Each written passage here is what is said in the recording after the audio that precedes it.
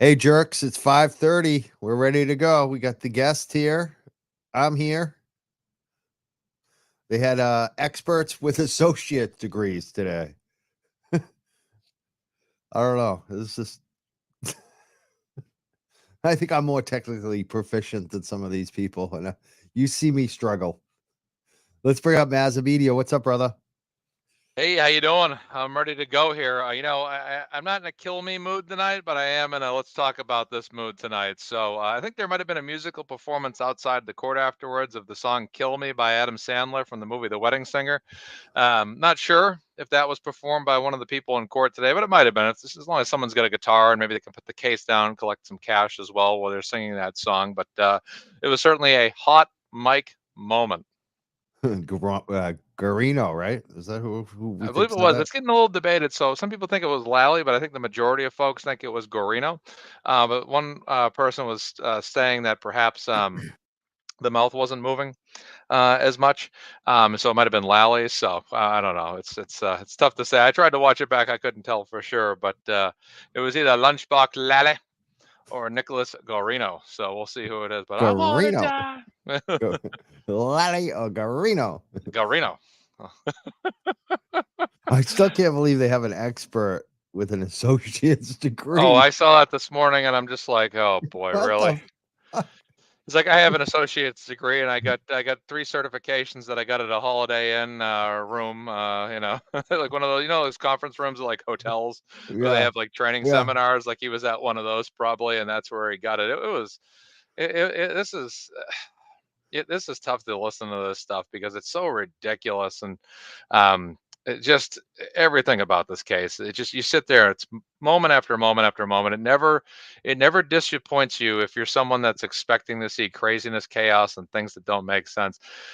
Christina Rex from WBZ reported that one of the jury members had actually just kind of shake their head and said, "What?" At basically one of the basically when Trooper Paul was explaining exactly how the injuries had occurred, she kind of just like shook her head, moved forward, leaned backwards, looked around, and she's like, "What the heck's going on?" I saw another reenactment video. This one was done more appropriately than that other guy that sometimes makes them. But Critical Minds on I saw. X, Yeah. yeah, had reenacted it, and it was a good like reenactment of the prosecution's claim, like of what might have happened. But at the same time, they also just rip it apart at the very end, and just say like why it's so. I mean, it just looks ridiculous when you watch it. And the thing is, too, is like if you hit, I'm going to use like a baseball bat example, right? If someone hits you in the arm with a baseball bat, it's maybe going to create some bruising or some welts, right? Now, if I put like maybe like little needles on that baseball bat and I hit you in the arm, you're going to have gashes all over your arm. Okay, so that's my argument about the taillight and getting hit by a taillight is when you're getting hit by the taillight, you're getting hit by the taillight in its solid form. It doesn't have any edges. It doesn't have any teeth. It doesn't have any claws. Doesn't have any marks at all. It's basically going to hit you, and then probably if it does shatter, it's not going to be a direct contact, impact. What would probably be more likely is that, maybe he got attacked by a dog, for example. But and like I said before, it never happened. It's clear it didn't happen. And, Garino's talking about the Lexus data and all that stuff today. And it's just absolutely absurd. It's just they have, the Glare said it earlier. They have all this data about a Google search, 2:27 a.m. They have almost limited data. Or they could find limited things on the Lexus vehicle and how it was moving. So it's a lot of one thing that would exonerate someone. It's not much information on what Karen's experience was or was not, and they can't even go into that. So they're it's like I said this earlier, to myself, who's on trial here? Is it Karen or is it the other lady that's a Jen Googler at McCabe. Yeah. 227? You know what I'm saying? Yeah. It's just absolutely ridiculous, and it's crazy. But this whole thing is so far fetched, and the fact that he spins or like he gets hit, but they said, oh, he spins around. It looks like he's like a figure skater, like Nancy Kerrigan or something that does like a spin. They jump in the air and they do the twirl and then lands on the ground. You're gonna get like if you get hit by a vehicle, you're probably just gonna get pushed backwards or hit backwards, and like that Critical Minds video said, there was no bruising on the body in about 8 or 9 key areas that would have had bruising, welts, gashes, red marks, all that stuff. It's just the assault is too clean it's too clean in areas where it should be, and it's too clean in areas where it should not be, to equate to someone getting backed into by a vehicle. This case is an absolute champ. And whether or not the Google search is up for debate or not, the defense doesn't seem too worried about it, because ultimately the evidence still weighs in their favor heavily. There's multiple ways to prove reasonable doubt in this case, and whether or not that's up for debate or not, it really don't matter. Excellent. We got attorney Mark Bederow. What did you think today? Well, first of all, it was the witness who said, "Kill me." That, no question. That 100%. Garino. Yeah.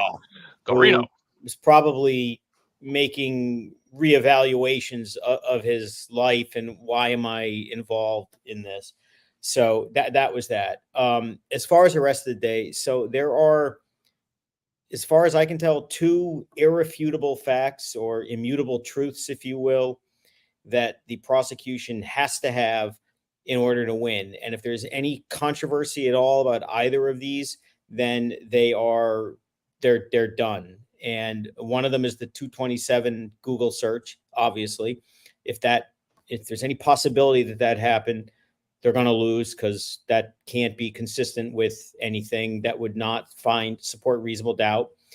But even bigger than that, perhaps, or certainly equally as important, is their whole theory of the case is that this was a car accident, specifically that an SUV mowed into John O'Keefe, thereby shattering the taillight all over the grass, having him split his head on the ground, landing in the front yard, and that contributing to his death. So if you start with the latter first and enter the trooper who started Friday and finished today, that issue is gone, never to come back. There's literally nothing they can do to save it. And, you could see as much of this on Friday, because I know we talked over the weekend and said there's going to be blood on the floor when this guy, you could just see it. You could tell. What I didn't expect was the blood on the floor to be on direct examination and then just completely bleed out on cross-examination. This guy was not qualified to give an opinion on anything related to this case. It has nothing to do with even just having an associate's degree. The bottom line is he has no real training for this particular, for this particular type of incident. He clearly had a flawed opinion in any event. His opinion was entirely premised on what other troopers and other police officers told him, which was an incomplete set of relevant circumstances in part, and also just blatantly wrong or worse information in the other part. So here he comes. He looked like he was going to throw up on himself, which is not what you would usually see from a confident police witness who's going to explain to you why my opinion is right. There's no reason to be nervous other than, people get nervous in general, but this guy looked like, he looked like he was going to throw up today. And that's a carryover from Friday. And what's interesting is what Jackson did was brilliant. He went after him aggressively on Friday, clearly scared the crap out of him. And then today, he didn't really need to be aggressive in the same tone, because it all fell out on direct, and all he had to do was take what was left on cross and just end him. But I mean, I'm sure we'll get into the details in a little bit, but the bottom line is that's the worst expert witness I've ever seen in my life, ever, bar none, ever. It's clear he wasn't qualified.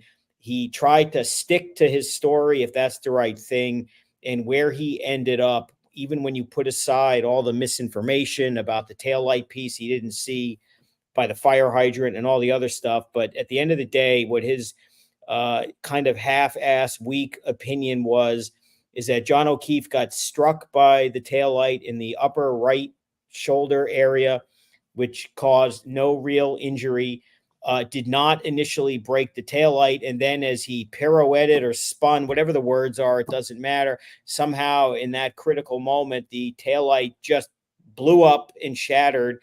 thereby causing all of these horrible injuries on his arm. Then somehow previously had been banged his head on the curb. Today it was just banged his head on the ground somewhere. Oh, he boy. didn't roll over. And so he ends up, now we know, about 20 to 30 feet away, because he got misinformation from Lieutenant Gallagher, who, by the way, got information from someone else because he didn't see it either. So it's like a game of telephone operator led to the premise to create this flawed opinion. So I can't believe that that's what happened today. I can't believe that if they were going to try this case, that this is the expert, the only one they could get. And I can't believe that they agreed to try this case, knowing that this was the only expert they were going to get. And, you know, the FBI boys are coming in next week to basically tell you that we are trained in this. We are PhDs. We work in an accident reconstruction firm. We have a lot of credentials, and who will very methodically and calmly, I would imagine, explain why all of this is just absolute nonsense. So, I mean, the rest of it, you know, we'll get into, but the real takeaway from today is that the car accident theory, when considered in the context of reasonable doubt, it's over. There is no way a jury can find beyond a reasonable doubt that what happened to John O'Keefe was he got hit by the car and landed on the grass, especially when, last point on this, one of his other kind of silly expert opinions was, well, actually strike that. What he said was people who get hit by cars tend to drop objects that they're holding.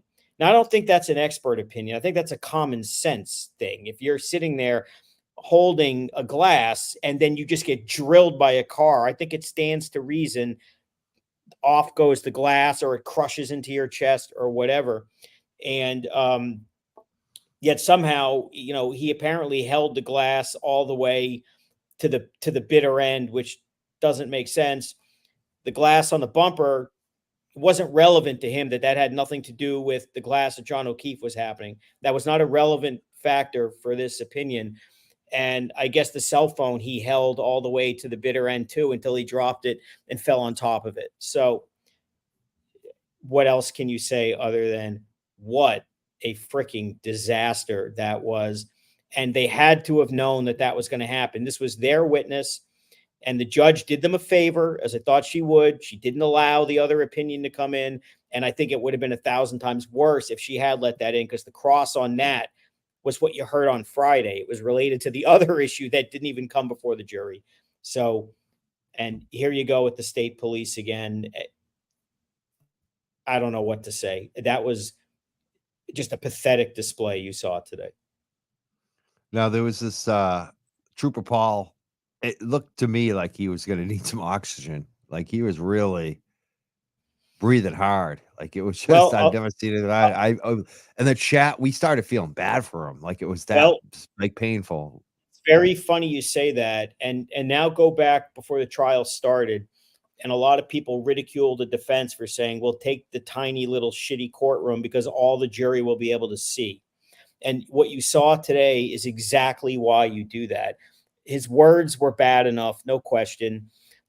He clearly sounded nervous, but he looked like he was going to be sick. And for the jury to see that, and I know that one of the reporters was even noting, my God, one of the jurors is shaking her head, just throwing her hands up saying, what is this? That plays better where the jury can see it as well as hear it. And I don't know what else you can say. You'll never see a fiasco in a courtroom from an expert witness like you saw today. That's a once in a lifetime thing. Just pathetic. Do like forensic scientific experts usually just have an associate's degree? Because I was not expecting that. No, but you know, then they should have outsourced. I mean, look, if the guy took training and he's learning, and that's fine. But you know, you have a guy who says, I took 3 courses, but we knew this Friday just by listening to his opinion. Okay. His opinion was based on hearsay from other detectives who told him things. And then he spoke in conclusory terms that this is what happened. And when you saw him today, it's like he was trying to regurgitate a memory test about what happened. That wasn't an opinion. based on a reconstruction. That was trying to recall what I wrote in my report and what they told me they wanted me to say. I mean, it was just cringe inducing. So this guy had no right to testify as an expert. And the irony is no hearing was granted, right, to test his bona fides, to try to preclude him from testifying as an expert. But the professionals who are hired by the FBI have to come in across the country and give sworn testimony and an offer of proof to make sure the judge is satisfied that, make sure they're qualified to give an expert opinion. I mean, what's up with that? That's like a double standard. Like, do you see that happen, or is that just No. unusual? It's totally unusual. I mean, look, you have a right to get an offer of proof. And if you have a credible argument to say, I want to challenge their credentials, judge, in advance, if there's a basis to do it, you can do it. But, my recollection is she's granting a hearing because it wasn't clear who did what in the report. So they'll get a free shot, but there's no way that these guys are not going to be allowed to testify. And in particular, after what you heard today. I mean, how could you not allow someone to challenge that? Maz, you got any comments on any of that? Well, the one thing I do want to ask Attorney Mark Bederow here is, like you said, this is, Paul's the worst you've ever seen. Now, I want to know how big the disparity or gap is between him and the second worst person you've ever seen as the so-called or expert. Maybe similar to the disparity between the Celtics and the Detroit Pistons. Okay. I mean, Okay. bad. I like that analogy. Look, there are experts who are, sometimes their opinion is set on a flawed premise, or, they were misled. For example, if he was a good expert and he didn't know about the piece of taillight found by the fire hydrant, and then he was an honest expert, he said, well, that could totally change my analysis of where the point of impact was. And now I'm concerned that if the impact started there, how did the body get all the way 30 feet away? So, that could be a real expert who gets discredited because he was misled about, the information that he had. This so-called expert never should have been an expert. He didn't have the skills to be an expert. He wasn't prepared. He didn't have the demeanor. He had nothing. He had no control of the facts. He clearly was led to do this, finding in the way he did. I mean, look, this whole key cycle thing that we heard about Friday, and everybody said there are no dates. How do we know?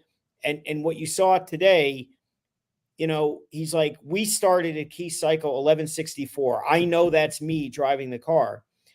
And it was pretty effective, obviously, by Jackson, but also pretty simple to just now go over what a key cycle is and go backwards about all the trips and reach the conclusion. But there is no way in hell that the one that they attribute, I think it was 1162, as going 24 miles an hour in reverse at 75% pedal down, could have been the one they wanted. And that's kind of like a jaw-dropping reality. Okay, they blow that up. So what does Lally do? More redirect, which why? And then what do? Then this guy who on Friday said key cycles are like, I like that Aaron Paul comment because Breaking Bad is my favorite show. It is. It's like, I think it's actually magnets, bitches, or science, whatever it was. Anyway, the point, I guess I lost the point. I got so excited about the Jesse Pinkman comment. I lost my train of thought. But It's the cycle. On redirect, do you see what they did? Well, possibly. The key cycles, well, it might have left the key cycle, maybe. But the odometer and mileage was much more important. That's not what he said on Friday. On Friday, key cycles were everything, and is going to prove that she was going 24 miles an hour backwards, and then it slowed down because she must have hit someone. So, yes, this is a Pistons Celtics kind of gap. Just disaster. About the answer I was expecting, but I had to ask. Originally, I was going to ask if he was the worst you've ever seen, but you kind of got to that first. And now my next question was, well, how much was the disparity between him at the bottom and that next person there? That's crazy. I mean, how about the fact, not only does he have an associate's degree, but think of all the things that he doesn't have degrees in. For example, if we look at it from the reverse way, nothing in biomechanics at all, nothing in just about anything else. Can you believe that there's crash deconstructionists that are employed by the Massachusetts State Police that don't have qualities like this? Or do you think that this guy was maybe is it possible that this guy was just handpicked and they tagged them as a crash deconstructionist even though he wasn't formally one? Is that possible? I mean, anything's possible. I mean, look, I'm going to take him at face value that he took the courses and is, the guy they use. The bigger indictment, once again, is the Massachusetts State Police. So once again, they're exposed as like, my God, this is the guy they use in an accident reconstruction setting, and he's just clearly not qualified. Whether he seemed like a nice enough guy who just kind of got thrown to the lambs and went along with the program that the state police have. But, something happened today with him where I just laughed out loud. I mean, the guy's alleged expertise is literally accident reconstruction, meaning there's an accident. I go to the scene and I try to figure out what happened. He never went to the scene. Okay.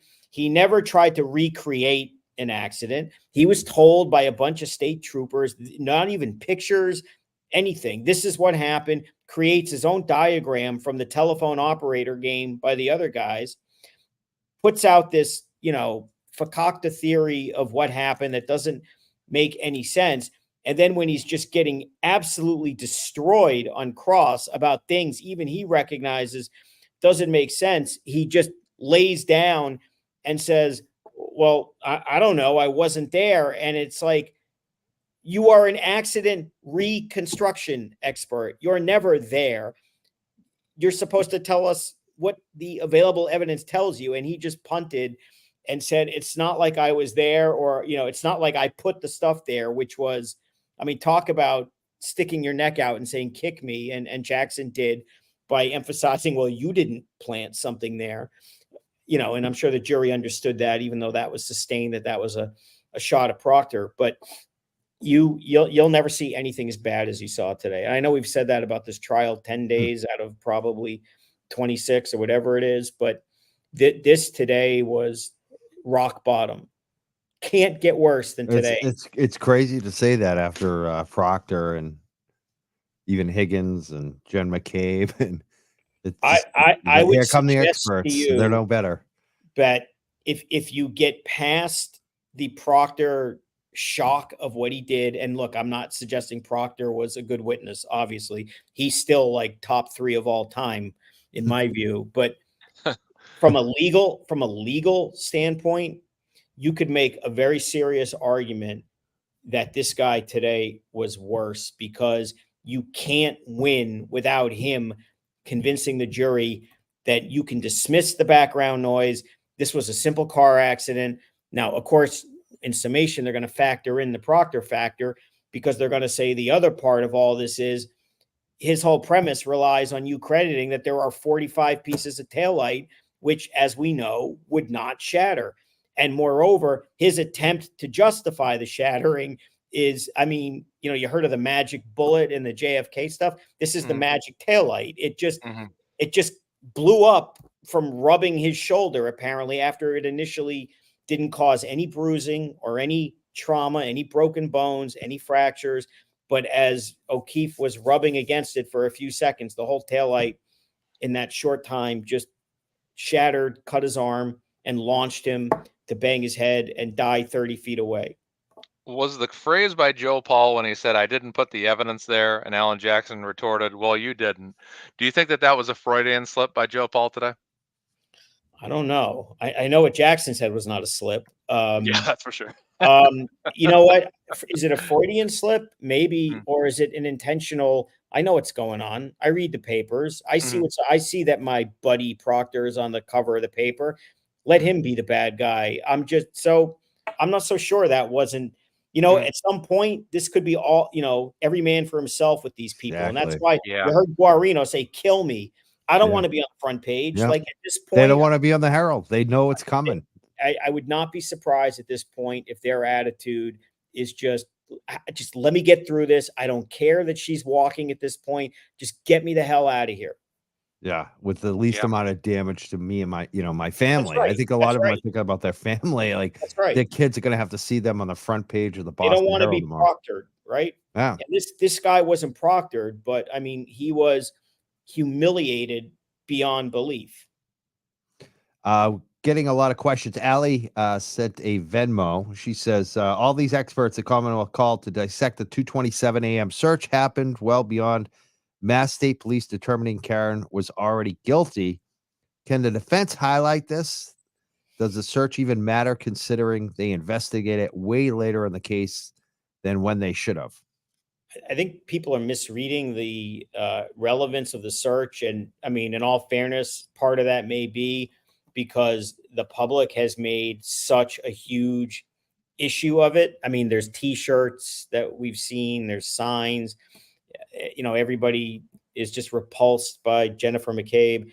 But the reality is, the DA has the burden of proof, and you go back to that like irrefutable fact or immutable truth. The 227 search or lack thereof is a much bigger issue for the DA, because if they don't just completely convince everyone about that, they lose. If the defense makes it even possible, they win. So at least on a scale of relativity with everything else they're doing, the DA is doing much better with the 227 search. Now, it's not over by any stretch. And again, all they have to do is show it's possible. But they did call a witness yesterday who said, my opinion was it didn't happen. They got through another witness today who said, my opinion, it didn't happen. There's some inconsistencies with them, and there are some other issues with the witness today that I think are interesting and could come back to bite them. But they at least have a credible argument at this point, a pretty good argument right now to, with a straight face, argue that the 227 search didn't happen. They do not have a straight face to say, and you heard from, our expert, so you can be satisfied that this was a car accident. I mean, so, you have to hear what the defense expert is going to say. We talked about this the other day, where there's that Apple ticker timer that no one has testified about yet. The two prosecution witnesses, one said there were deletions, the other one said there wasn't. The guy today, interestingly enough, also did not have any academic credentials. I was shocked by that, actually. Doesn't mean he doesn't know what he's talking about, but I would have thought a tech nerd would have a lot of to do this for a living. But it turns out he was a police officer until couple of years ago. He didn't use the right software, which he acknowledged, or operating system, which he acknowledged ideally you would use the same one. He did acknowledge that if somebody had the tech wherewithal to kind of play with this before he ever saw it, that he may not know. It's been noted that McCabe's husband is an IT expert. Is that getting a little tinfoil hat? I don't know. Are they going to say anything about it? I don't know. But, they have their expert, and maybe, I mean, I'm not too fluent in their witness list, but someone from the FBI confirmed the defense view, and I wonder if that person's on the witness list. I don't know. Question here. They want to know if John's family realizes she's not going to be guilty 100%. Does his family have any legal rights to go after anyone that basically lied to them about how he died? Well, I mean, if not really. I mean, what are you going to do? Sue for intentional infliction of emotional distress because you put me through a trial by lying? Now, look, they lied and there was proof of lying. I'm sure there are some lawyers who would make that argument that, that supports a cause of action. But if it's just, it's a crappy DA's office and a crappy lawyer and a crappy investigation and a crappy prosecution in trials, someone wins and someone loses. Doesn't mean they're corrupt. It doesn't mean they didn't try. And you can't go after the DA for losing a trial. I mean, they have qualified immunity. And the reality is the cause of action would be from Karen's side, based on, if they planted evidence or lied, then she would have a good cause against the police, various police agencies probably. And depending on the role of the DA before the indictment, possibly the DA as well. So Massachusetts taxpayers will be footing a large bill when this is over.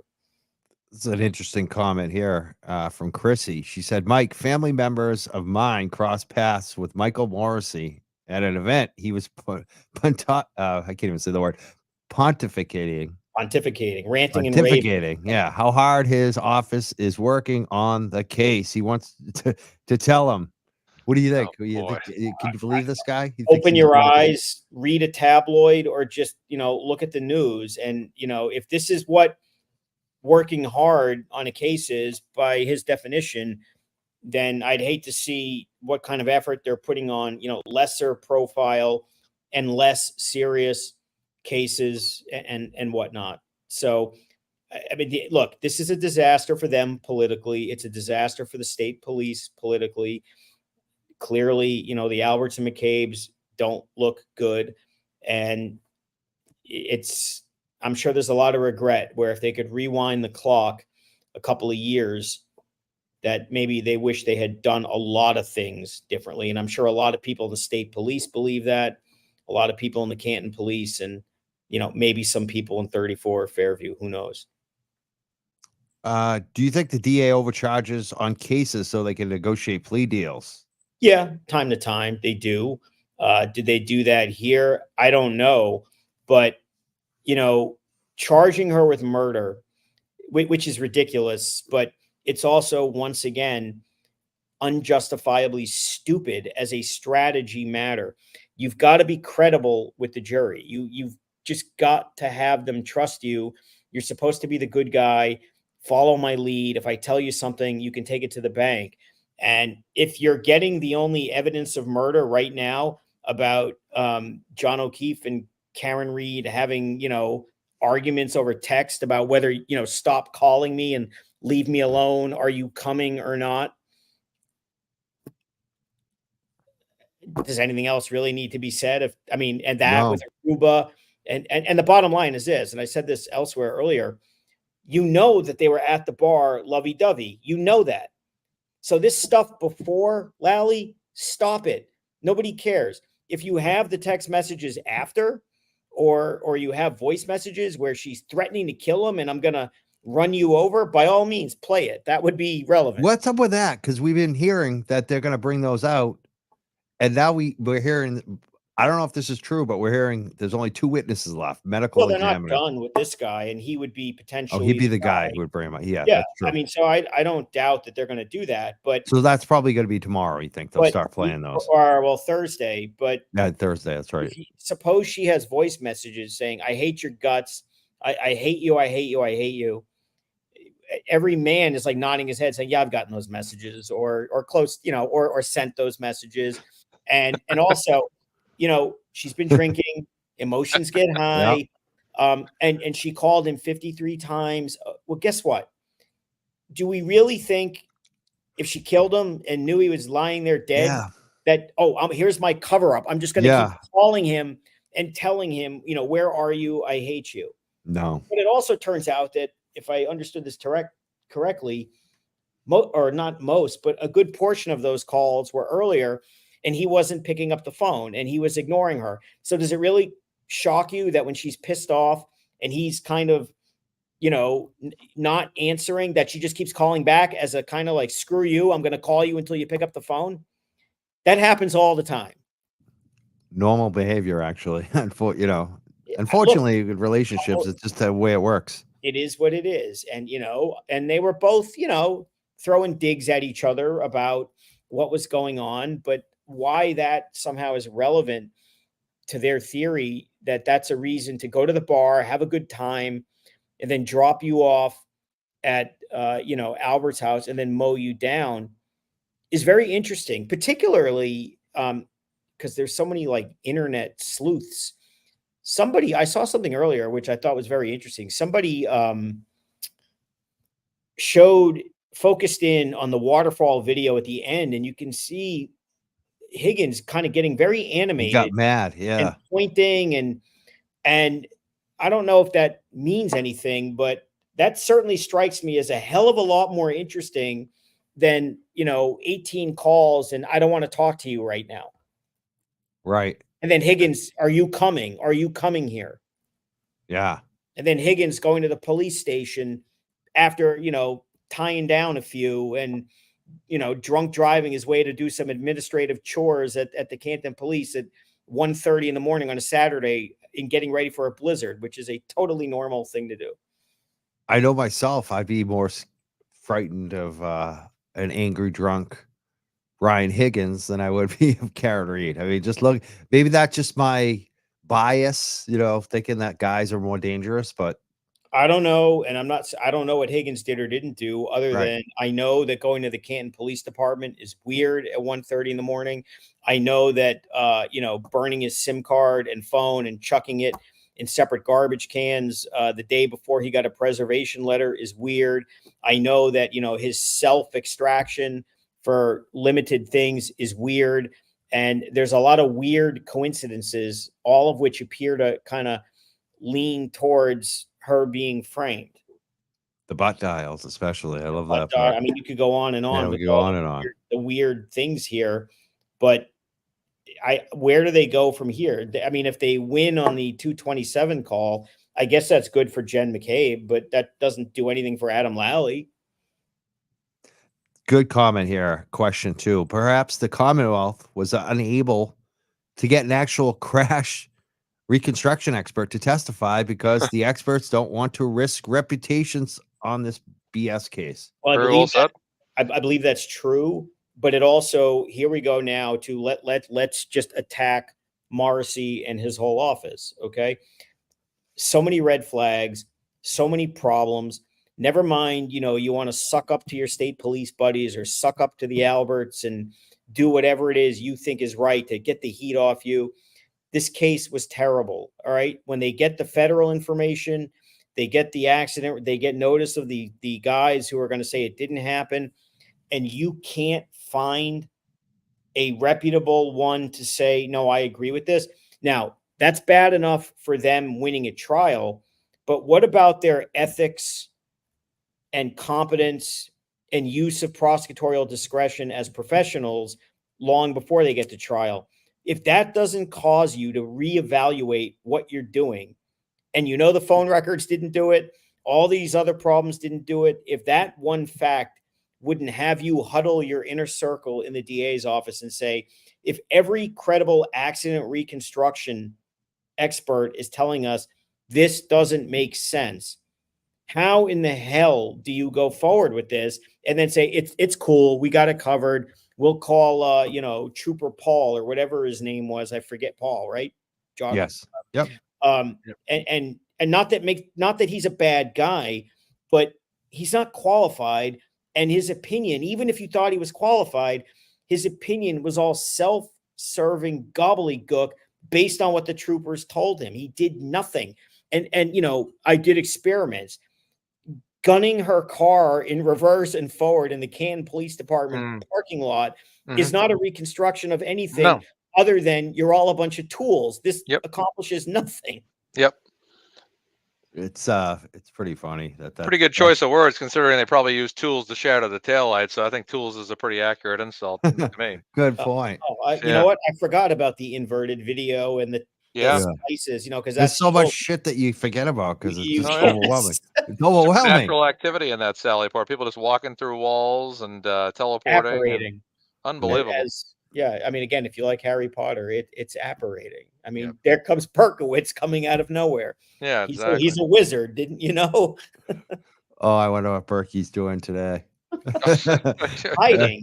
I can't wait to see. I hope they bring him out. I really want to see Berkowitz. I imagine if they aren't, they probably can't find him. He's hiding somewhere. Yeah, he's in an underground bunker with a lifetime supply of food. The rumor is he took out his mailbox. That's what I heard. They got rid of his mailbox. Well, it's kind of interesting. I don't know. That's a rumor now. I can't prove it. This is not evidence at trial, but at least not now, and I doubt it would be.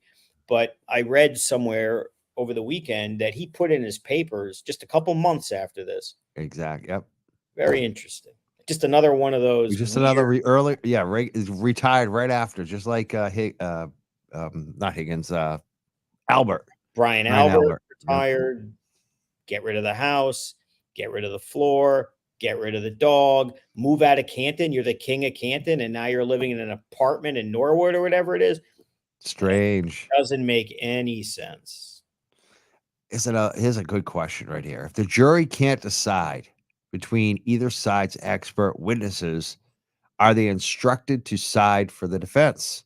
Well, it's a pretty standard jury instruction, and I'm sure we've already laughed at the DA's proposed instructions on certain things, but if that's not in the standard instructions, you should expect, and they certainly should, the defense to request an instruction on competing inferences, where facts are apparently reasonable on both sides or can't be determined as unreasonable on other side. The jury should be instructed that in that instance, you have to find on the half of the defense, because again, there is a burden of proof. That's why burden of proof is so important. And that's why we keep saying that if they can't determine the 227 search and the jury's position is we don't know, then you can't eliminate the reasonable possibility that she did that. And if that's reasonably possible, that is by definition reasonable doubt of Karen Reed's guilt, because Thank you. the only conclusion that you could draw, if it's reasonable that Jennifer McCabe made that search at 2:27 a.m., is that she knew something very, very bad that she should not have known and did something potentially or helped cover up something very, very bad that has nothing to do with Karen Reed backing in to John O'Keefe. Yep. Another good comment here. I'm trying to figure out, what is CHF? What kind of currency is that, Nita? I'd love to know where you're at. Nita says Lally just changed the time of the incident to 12:30 a.m. Why? He said an opening 12:45. Ring camera at John O'Keefe's 12:41. That's easy to answer. Lack of preparation, lack of thinking on your feet, and having just a completely flawed and ill-conceived case where nothing makes sense, and there are times you have to shift and move. When he said 12:45 in his opening, he shouldn't have said that, obviously, but that's not knowing your own case. He knows that the ring video or something would put her, or the message that she left puts her home. You hear the heels or something at 12:41. Well, then you have to be a dummy to say that she was, a couple of miles away killing someone 4 minutes later. So the more it moves around, it just shows, look, it's a lot of facts. It's a lot of evidence. It's a lot of moving parts. He's overwhelmed. He's basically working by himself, but that's no excuse. It just shows you that they're just completely outclassed, and the case is fundamentally flawed. I mean, it's just a case that never should have been brought. And this is just furtherance of that. If you have to shift the time in the middle of trial because you either A, can't keep it straight because you don't know your own case, or B, witnesses that you didn't prep or evidence that you didn't prepare for are making you shift and move to things that should be unmovable, then you need to look in the mirror and reevaluate your life. What are you doing? And they should be doing that every day. They should come back Thursday and throw in the towel. They're not going to, but what is it going to take? Not guilty finding, I think. Maybe, hopefully they end it there. I mean, they don't try some crazy stuff and some other charges. And well, what are they going to do? They're out of witnesses. The witness intimidation crap or something. I don't know. I heard they couldn't even get an indictment on that, so we'll see. But you've heard their whole case. Essentially, I assume you're going to hear text messages where she's, screaming at him, "I hate you," or whatever. And then you're going to hear two medical examiners. Obviously, I'm assuming the second one, the man, is going to come in and say, "Oh, this is a homicide that's totally consistent." We'll see how he deals with that. And then, this being the Norfolk DA, they're going to finish strong by calling the medical examiner that Proctor and Uri browbeat in an attempt to get, that's really finishing strong, right? Reminding everyone discredited of what a scumbag Proctor is, and his supervisor, who either is equally a scumbag or at least complicit in not doing anything about it. I mean, why would you do that? I don't know. Nina, let us know. That's a Swiss franc. She's watching from Switzerland. Thank you so much, Nina. It's amazing to have all these people from Australia and France and Switzerland and Germany and Norway. It's unbelievable. There's another question here. Suzanne says, didn't Gallagher say that the taillight broke into pieces when they tried taking it out? He did. If it's who I'm thinking of, it's the lieutenant from Canton, 6 months ago, it feels like, said that it broke in the Sally port when they were taking it out. Now, that's really interesting for another reason. It means, if you believe him, all of him, that doesn't make any sense. But it would also mean, well, then somebody planted the evidence that broke, because it couldn't be, it couldn't reveal itself in the lawn if it revealed itself on the floor of the Sally port. But it also would seem to imply that if it happened in the Sally port, somehow, some way, ought not there be video of that somewhere? And if so, where is it? And is Gallagher kind of fudging that? It broke in the Sally port, but maybe not in the way that he said, but he said it broke in the Sally port. Why would he say that? Good question. Disturbing. Do you think AJ is super upset? Only a few days left for them? No, I mean, they have a client who they think is being wrongfully charged with murder, and they want to get her out of here. So, no, I mean, as exciting and fun as it is for those guys, and I mean, obviously Jackson drew the good stick months ago when they picked who's going to do who. Cause I mean, this was every lawyer's dream, just to take out the billy club and pound repeatedly until you finally just say, I'm going to leave now. So as exciting as it is, as from a lawyer's perspective, to destroy a witness, and when it's happening. I mean, it's when you're doing this, it's in your head like, wow, this is going really well. But no, I think they want to get their client out of a nightmare in the quickest way possible, even at the expense of them having weeks of fun to go. We've some of these questions coming in the super chats are like repeats, but some of them are okay. Well, I mean, here's one kind of. I think we've mentioned it briefly in the past. It says when Brian Albert was in Cross, Jackson focused on the new doorknob for the basement door and doors that led to outside. Wonder what defense has there. I don't know, but that would scare the hell out of me if I'm on the other side, because what a weird thing to ask about if you don't have something to connect to that. And as you know by now, these guys are top notch, top level, as prepared as it gets. And good lawyers don't just throw out things for no reason that they don't intend to connect later. And that's something to flag. I'd be surprised if there's not something there. What it means, I don't know. But that would be one of those kind of facts that's hanging out there that I'd be worried about, such as Higgins and Berkowitz being in the Sally port at a certain time. That would scare the hell out of me too if I were them. The prosecution, meaning. Yes. There's another one from Miss Kravitz. She says, Mark, what are the I said that funny. Mark. You just got off. Man. I just got JFK. Real Back the cat. What are the chances the tail light I can't even. I'm laughing at that.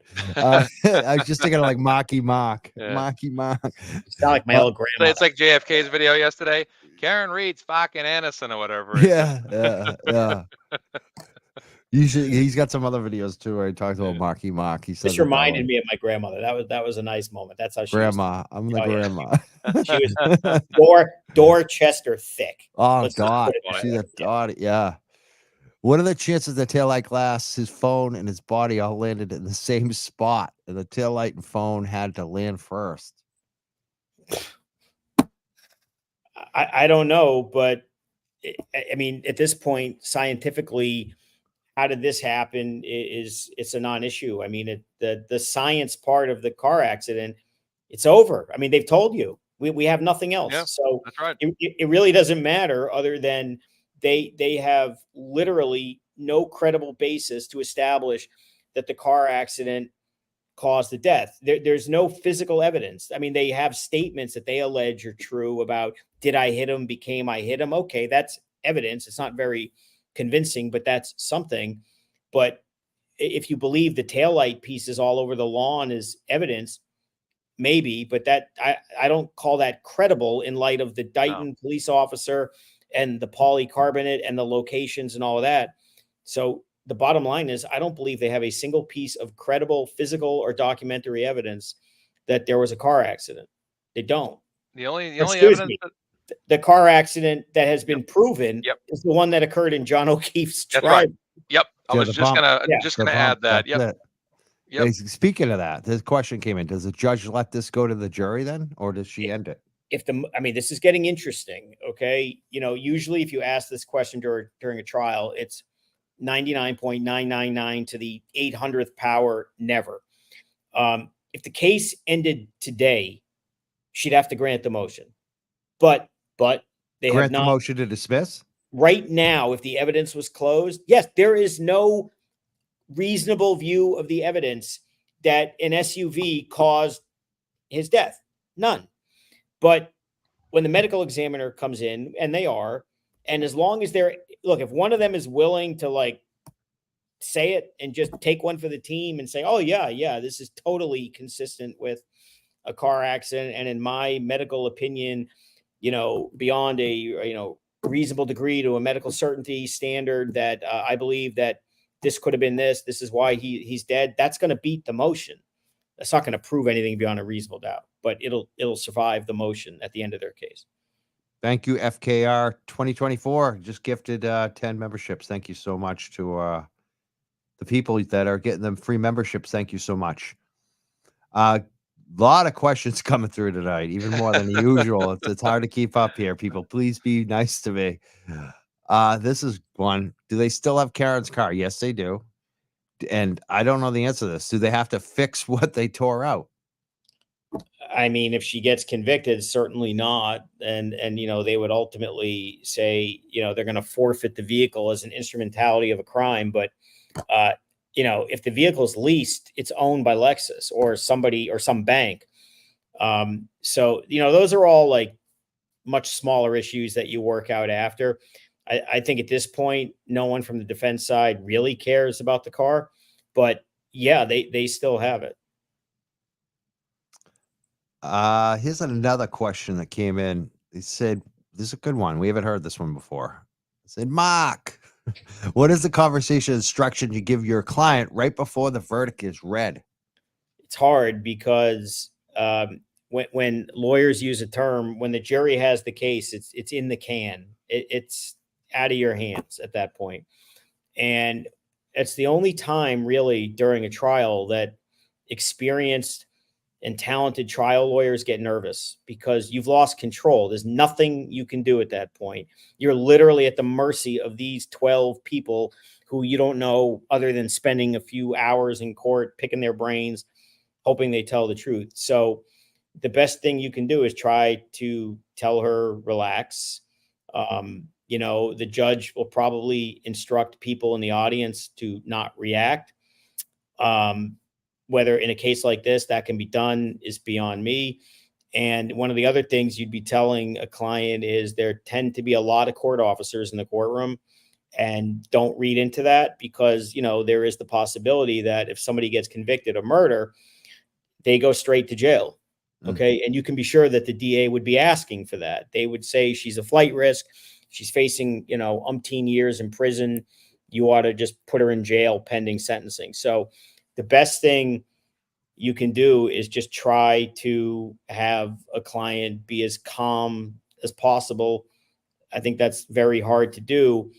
But the good news is, she's intelligent, can see what's happening. And there's certainly, you never want to assume an outcome when it's out of your hands. But I mean, there's certainly strong reason for optimism that you'll hear the magic words and then walk out of there. What's it like being an attorney waiting for a verdict? Like, I can't Horrible. imagine. Are you As I freaking said, out? yeah, that's like the only time you want to throw up during it, because it's just, especially a case like this. I mean, Hard to sleep? Hard to sleep, like, if it goes a few days, are you, like, up at night yeah, going, I don't yeah. yeah, no, that would be tough. And then you get a note, they want read back, and then you get a note, there's a verdict. And I mean, it's terrifying. Yeah, I imagine. Just that would get me, the uncertainty. You just Especially haven't. a case like this, which Yeah. is just so intense. And, it's the reality is when this case is over, all the people on one side are going to cheer and a certain segment are going to be really obnoxious, if you will, and vice versa. That's just the reality. And, from her side, if there's a conviction, which I just don't think would ever happen, but if there were, you're going to have a bunch of weirdos who are, a lot of them nasty people who are going to say, I told you so, and are going to be gloating like their favorite football team just won the Super Bowl. Mm. Yeah. It's going to be very unpleasant for certain segments of people wherever you view this. And the reality is, I don't know why, but it feels like Karen Reed has become a vessel for hatred between rival groups who clearly are arguing over something much different than one woman's guilt or not Exactly. in connection Exactly. with a If criminal like case. Grant Smith Ellis, let's just put it this way: if Let's I talk had been about on him. the, Hey, I if I had, finally blocked if him. I I had had enough. said, yeah, if I had said right from the beginning that Karen Reed was guilty, he'd be innocent right now. He'd say she was innocent. Like I have Mhm. no doubt on that. Like, that's the way these people It's are. true. It just It's a they fact. don't care. They It was don't well care said about about, Karen Reed. Hey, listen, if she got convicted, I think that would even cause a certain hermit to come out of the attic and celebrate. I mean, that's the reality. You might see the sun. We for the don't first want time in that. Nobody 27 wants years. that. Nobody. Keep him in the attic. Lock him up. Oh boy. Somebody in your comments earlier said he was sticking daggers at me with someone today. I don't know. Oh, Oh, geez. did you Whatever. see what happened today with him? No. It's so funny. No. I don't know how it came out, but the Joel, he seems like you were on a show today. He seems like a was. good guy. I think I I like have Joel. no problem with it. At Look, first, hey, I had a little, I but like Joel. I think Joel's I a like good him. guy. I Yeah. do. I'm not offended to go on there. They've Yeah. got some tough customers in their Yeah. comment, but as long as they're respectful, I don't care. I'm Yeah. open to disagreement. But Joel, I don't know how this came up, but he was looking for Kevin's contact. Maybe someone suggested him for the show or something. I need his email, whatever. Well, I never would have gone on with him. And then Kevin got up on his show or is like, well, Joel started asking me questions like, am I an attorney? So I didn't really want to go on there anyways. And he made like a big hissy fit about it. Oh, It was shit. just so funny. It was like, dude, you definitely wanted to go on there. Like, don't lie. Boy. It's so funny. The Court TV having them on every now and then. It's like You're going to get a comment. Any 10 drunks in a bar, whatever Yeah, that. any 10 drunks. Like that's what he knows about. He knows about the 10 drunks in the bar. He could impress those 10 drunks. That The was last thing I'll say, and then I promise we have to talk about this nonsense. Somebody please send him the Webster's or Merriam's dictionary definition of grifter. If you're going to try to insult people calling them grifters, at least know what the hell it means. Okay? Right. Exactly. He said that about me one time. He's like, I don't know who this mass media guy is, but he seems like he's a grifter to me. I'm like, actually, at the time, I was like, I don't even know what a grifter means. I should go look it up right now because I just got called. It has nothing to do with being dumb. Okay. It's being a swindler or a fraudster. And if you having a different point of view does not make one a fraud. So back to the attic, lock the door, and let's move on. I mean, Get back this is in a your guy. cell. This is a guy I gotta say, like, because I'm not going to accuse him of anything, but I just saying, he went up and he said he had cancer, collected money. Now people have questioned whether he actually had cancer. I'm going to assume he did have cancer, but if I had masses of people for years questioning if that was a fraud, I would put up some documentation. I would say, look, here's my doctor. Here's you know what I mean? I got paperwork on my back injury. Like, I don't. So like, I'm if not he wants touching anything. yeah, about you don't it. have to touch No, that. But no. I'm just saying, like, if anyone, if you live in glass houses, you shouldn't throw rocks. Let's put it that way. Glass addicts, but Yeah, glass attic. If you live in a glass attic, I'm not saying he lied about that, but I'm just saying, why don't you just put up some documentation, Kevin? It's not hard to get some documentation from your doctor. Let's move on from that clown. Yeah, I'm not.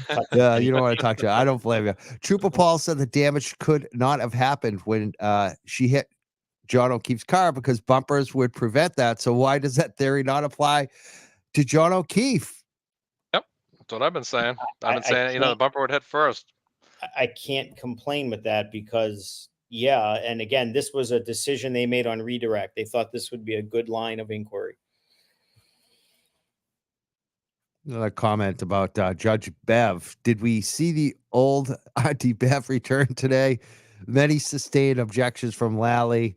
I'm going to allow it to objections by Yannetti and then obnoxious sighs, heavy exhaling into the mic. Yeah, Did I get that term? Did I get that term lollipop as a thing now? I started that. I was my lollipop may be a thing now. I think I got that going. That's great. All right, I'll let you go, Mark. No, I was just gonna say I think she had a very poor day. I mean, look, Jackson had a right to just come after this guy, and she sustained a lot of objections. Again, no rhyme or reason, no discernible pattern that lawyers can understand or figure out. She got a little editorial in her disdain for what he was doing, which of course was being very effective. But I mean, the first time we spoke, we talked about this. This is back when people were trying to convince me that she was corrupt. There's nothing this judge can do that's going to stop an acquittal here. So I wouldn't worry about it. Now, Big Red's mama asked, can the DA make changes to the charges and add a lesser charge if there is any before it goes to the jury? So this is an interesting way. It's a little different. Either side can request a lesser included offense if the evidence warrants it, and then make that decision. Now you have to make a decision. Now, if you're the DA at this point, if I were them, I would ask for everything under the sun, under the theory. If they can get a conviction for jaywalking, they can claim victory. From the other side, if I'm the defense, this is an all or nothing proposition. Don't give them an opportunity to compromise for a couple of reasons. Number one, every single charge requires the DA to prove that Karen Reed hit John O'Keefe with a car. And the defense is that there was no car accident, none, not a minor one, not that it was unintentional, not that I was drunk or not drunk, no accident. So I think they should come in strong, as risky as I'm sure it feels, and say, no, make them find a car accident. And if they think for some reason, well, maybe she did something, but not the main charge, they're not going to punish her by saying, well, in that case, let's just convict her of murder, right? Because we think she was, misdemeanor drunk driving or something like that. So now if the DA requests the lesser charges and there's a reasonable view of the evidence then the charge will be given. But if I'm the defense, I'm all or nothing. Their position is she's 100% innocent.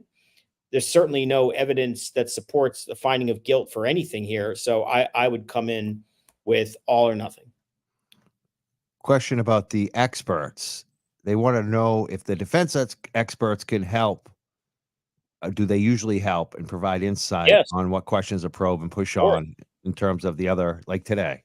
Yeah, no, I mean, any case in which I hire a medical doctor or a pathologist or a cell phone guy, the various experts to kind of, or a DNA expert is probably the most common one in this kind of case, or in the cases that I would deal with. You would definitely use your expert, not necessarily as just a witness, but when you get the DA's evidence, you would give it to your expert and say, what do you see here? Tell me what, and also educate me. What do I ask?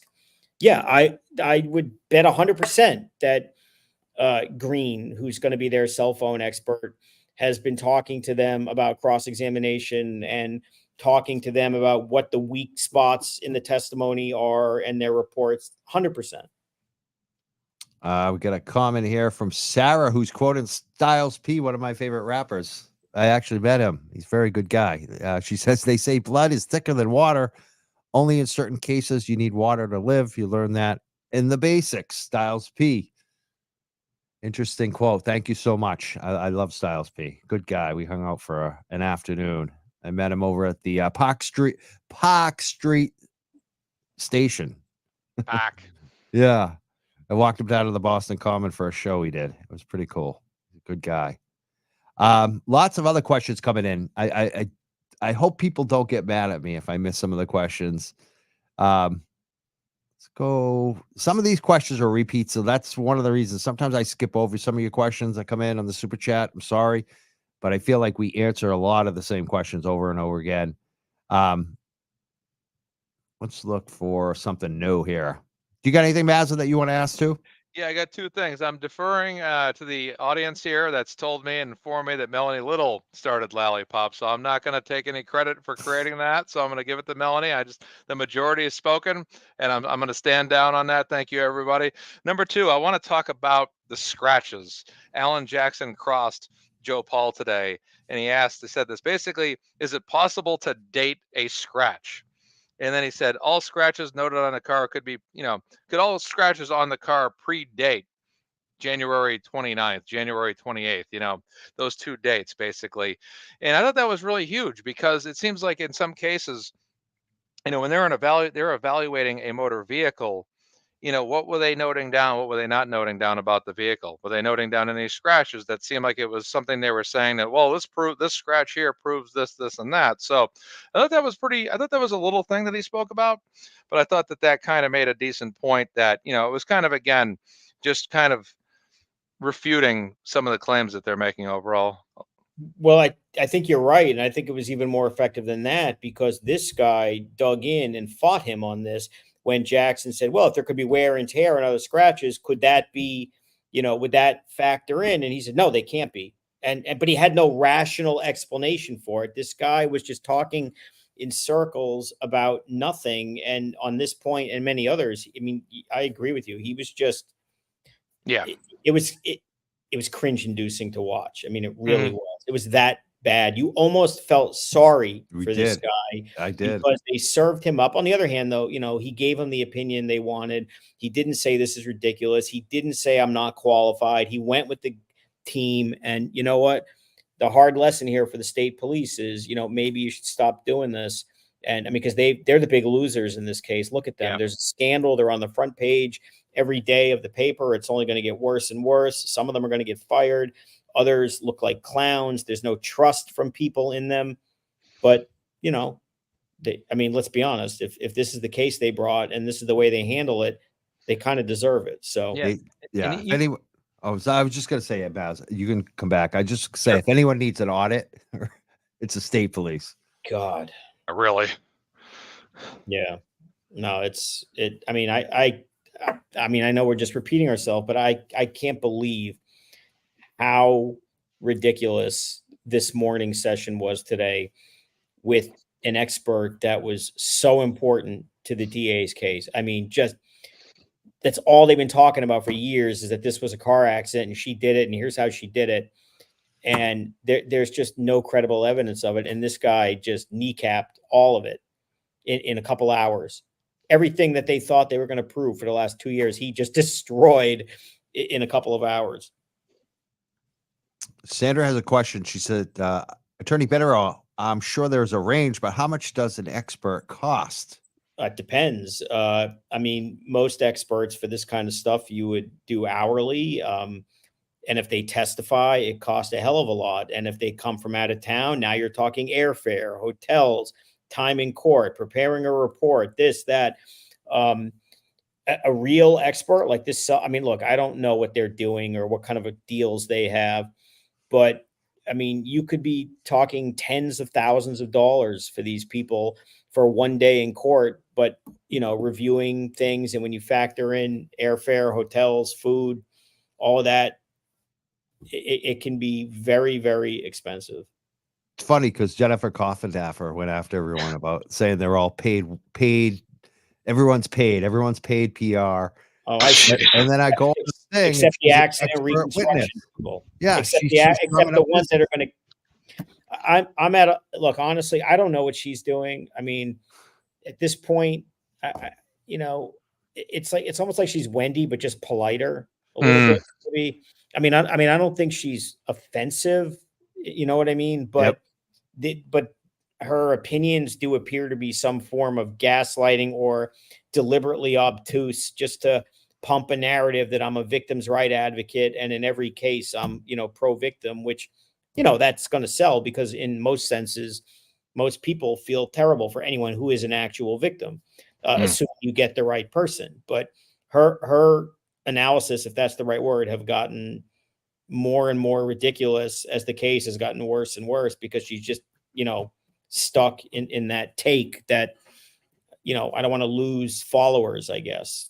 I I don't wonder if that could be used against her if she ever is an expert witness. Be like, look at this tweet and look what happened. Look how wrong you were. Like, I don't know what she would be an expert witness in, but I mean, look, I don't think she's offensive. I just think she's annoying in the sense that you can't possibly believe what you're saying, but she's not nasty, like, Wendy or Yeah. Grant or Right. Kevin. Right. A couple great questions just came in. Law Nerd 2.0. He says, how can Whiffin's own tool be used as evidence when it hasn't been deemed reliable evidence in any other court? Well, the one thing I'm at a disadvantage in this case, and I've been upfront about this, is I don't have entire familiarity with the pretrial proceedings, but normally in a case like this, if this guy is going to give an opinion in which he appears to lack academic credentials, he's certainly intelligent, and there's no question, but academically, and he's using a software that he, in essence, if he didn't create, it's kind of his. If I understood him correctly, he's testified one time in an American court about this. There is a mechanism for the defense to have a pretrial hearing, what they call a Daubert hearing, to determine whether he ought to be allowed to testify, and about whether it's reliable and whatnot. The old test used to be whether it was generally accepted in the scientific community, and New York, being antiquated, I think is the only state that still uses that. In New York, I don't know that this guy would have been allowed to testify based on this, but I would assume that the defense sought that hearing. I don't know, but they would have had every right to attempt to block him from testifying based upon that. And then the judge would have a hearing. He would testify similar to what she's doing with the defense witnesses. And then he either passes the test or not. But I don't know if they sought that or not. Now, this guy works for Celebrate, but he just basically shat all over their product and said, I have to use my own product I made. This was really bizarre. How does that happen? I'm moonlighting with this, but what's interesting about him too, he gave up a few things in cross, which may or may not be compelling. It really, I think, will depend on the defense part of this. But the whole thing where he said I wasn't using the right, or ideally you want to use the iOS, exact right, and I didn't have that. He did acknowledge that it's possible that if somebody could have tinkered around with it before I got it, I wouldn't know.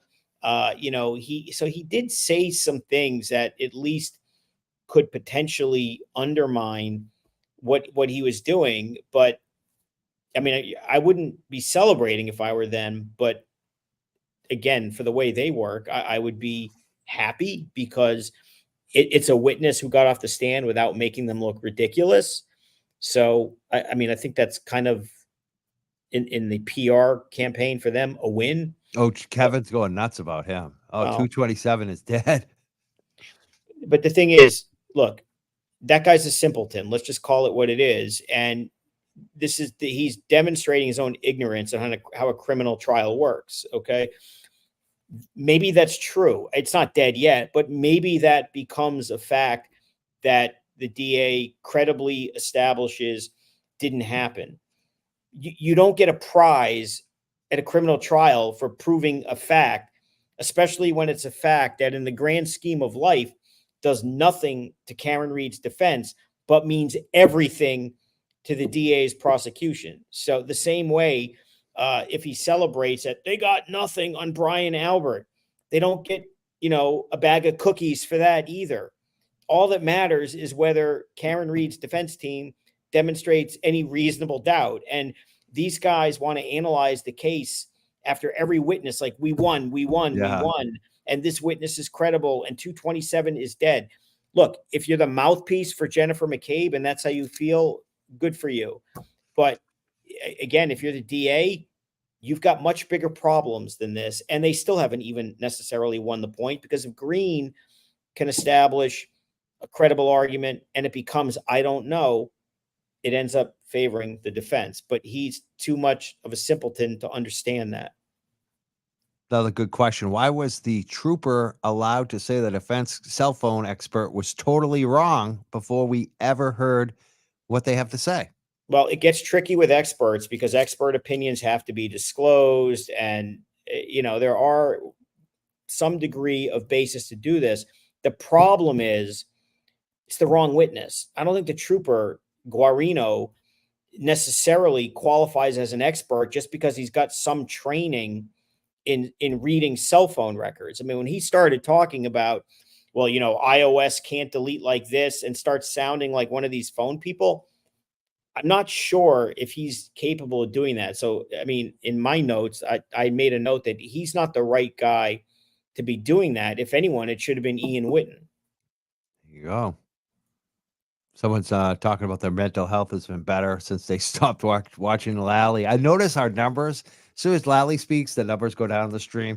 Jackson or United come up, the numbers go back up. So many people are tuning him out, on the streams. I imagine the jurors doing. Yeah. I mean, look, I almost fell asleep again today, even at home. But what's interesting is the last few. Put the accident reconstruction. I mean, that's just a joke, but.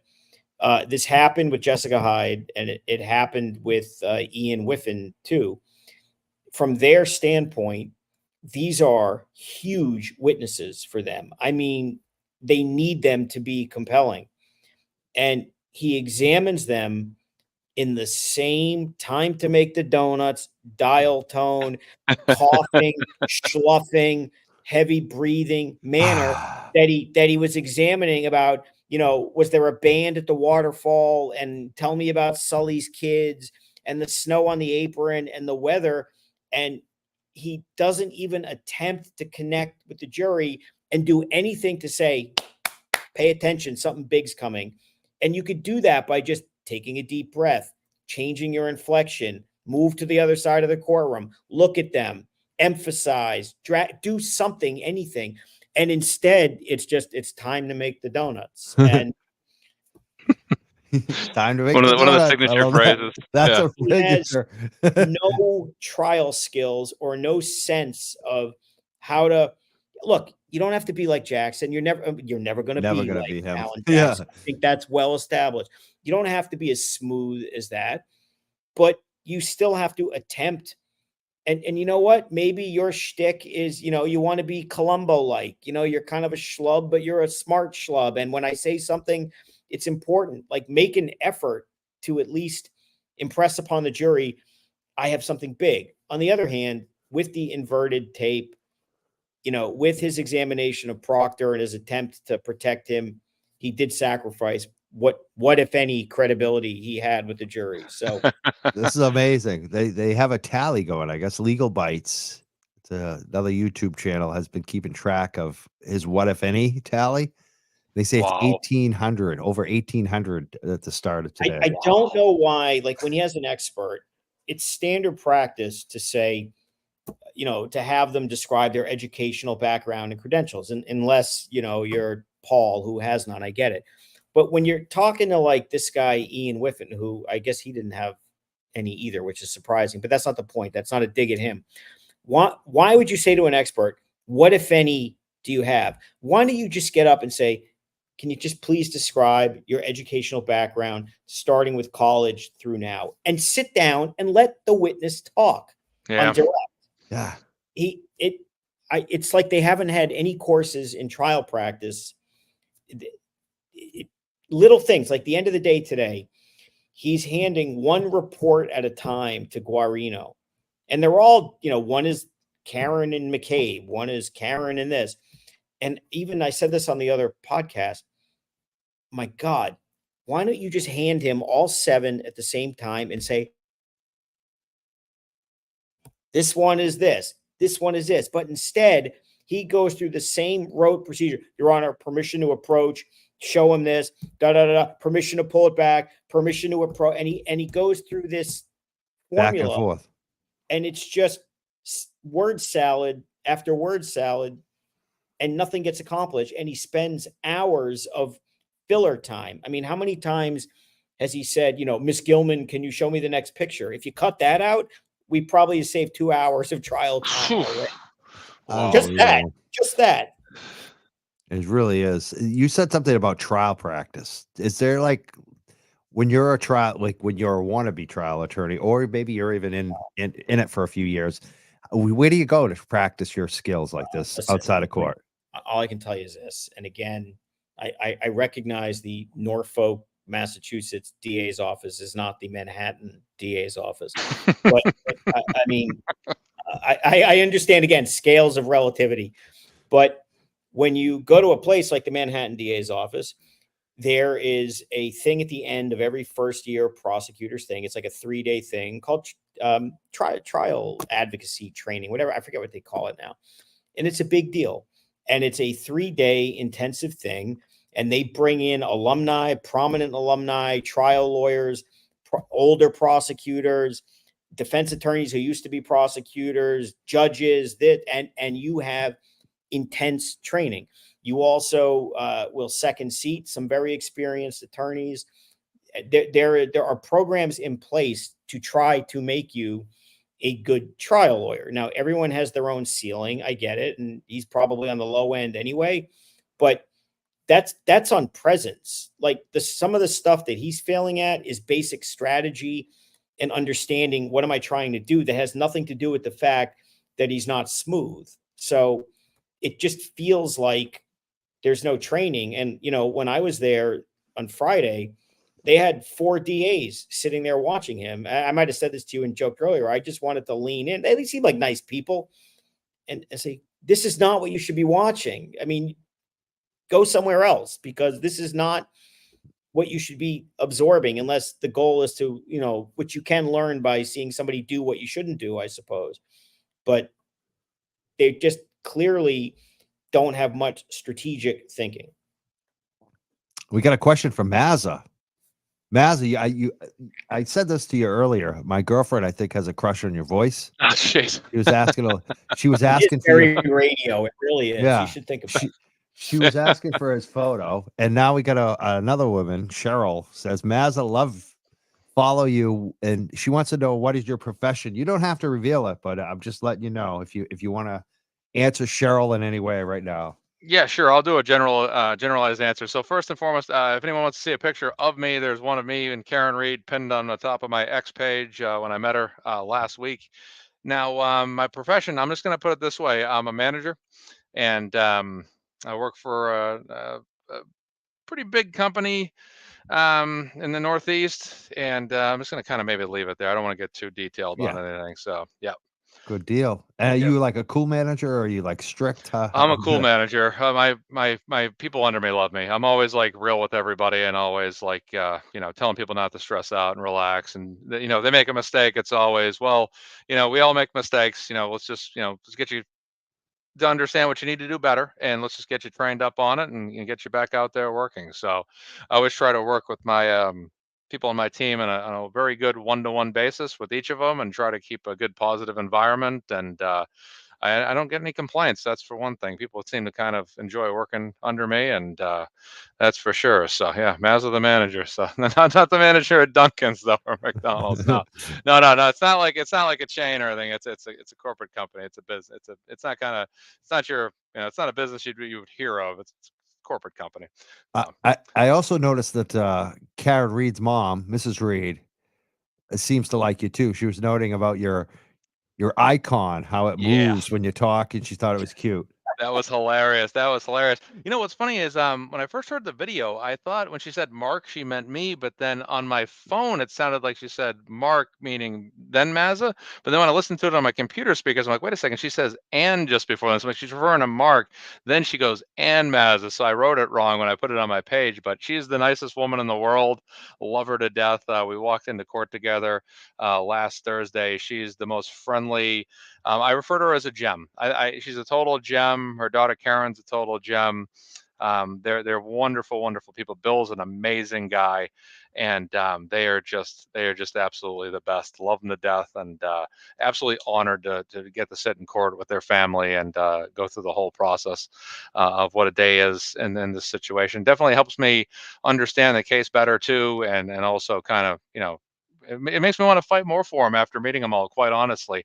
I'll just quickly, I'll make it brief, but it just kind of inspired me to do that 10 for 10 challenge I did this past weekend. I felt like, you know what, I want to do something to raise some money. Giving is one thing, but if I can kind of encourage others to give as well, and what's a kind of, I consider it a kind of fun way, which is a 10 for 10 challenge. So I kind of introduced that on Sunday night, and we ran it through last night, and I put in $10 and other people matched me. Some people gave 100, some people gave 150, 20, 40. We totaled over $632. Awesome. Great job, man. Yep. I want to do Raised for more of Karen that. or Legal Defense Yeah. Fund. If Yep. anyone wants to donate, anyone new tonight, you can donate to the Karen Reed Defense Fund, free KarenReed.net. Kick in if you want to. We got a lot of other questions today. I think we kind of answered this one, but why can a trooper testify as an expert witness without the voir dire, but the FBI experts can't? I don't know, again, pre-trial, what they, upon learning that this guy would give an expert opinion, whether they bothered to try. One could make an argument that they strategically did not, for the simple reason, why wouldn't we want them to have this unqualified guy connected to the state police offer an expert opinion that we can just absolutely destroy in real time, with death by 1,000 cuts, which is what the cross was today. For all you know, they may have welcomed that, knowing especially what they have coming down the pipeline, which, I mean, the jury, can you imagine their reaction when they compare that and they hear really experienced technical experts who do high level crash investigations and reconstruction, so much so that that's who the FBI decided to retain when they had no opinion. And Nick Rocco just noted that the Celtics ticket brought in 11,500 last week. I guess they did a raffle. I think the person who won is in our chat too. They said, That's awesome. Timothy Oh, said, I won the raffle to go to the Celtics oh my game. God. Can the multiple sources of DNA be tested? What agency would take over an investigation, assuming Karen Reed is found not guilty of? We had a couple questions on that tonight, Well, too. what Timothy should have done was ask that question about a day ago, and then I would have told him I'd be happy to answer it if he gives him me the another Celtics? ticket. Yeah, no. The tickets for sale. First question. Hey, Yeah. does he have a date tonight? Does he have a date? Mark might want to go. I'm happy to be the date. Believe me. You're gonna teleport to Will you Massachusetts. buy him the beers and the hot dogs and all I'll that? buy anything. But all kidding aside, yeah, I mean, if there's a mixture of DNA, it's common that they can find, a majority contributor and minority contributors. They can determine male versus female. The real issue becomes whether there is enough genetic material that is sufficient to gather a profile. There are times in a mixture where you're able to get the majority contributor, which is just legal speak for who's got the most DNA. But you can't identify the minorities, which I believe is what they said about the bloody pants, essentially. But there are times where you can identify more than one contributor in a mixture. But I believe what the testimony here is that the majority contributor was O'Keefe, 1 to the 8 billionth percent. So obviously it's him, more people than on the planet Earth, basically, and that the other two could not be tested. But you know what? If science changes in the future, you preserve the sample. Who knows? There's no statute of limitations on murder. And if a testable sample to compare it to became available, and there's a way with advancement in technology to get a profile for that DNA, then you could try.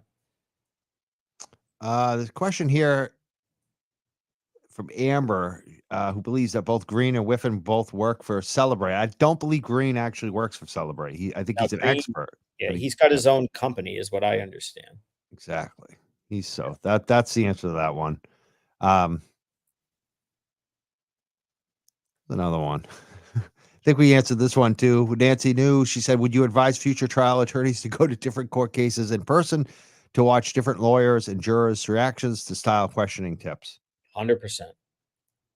Lawyers, good lawyers, steal from other good lawyers. They steal methods, they steal habits, they steal styles.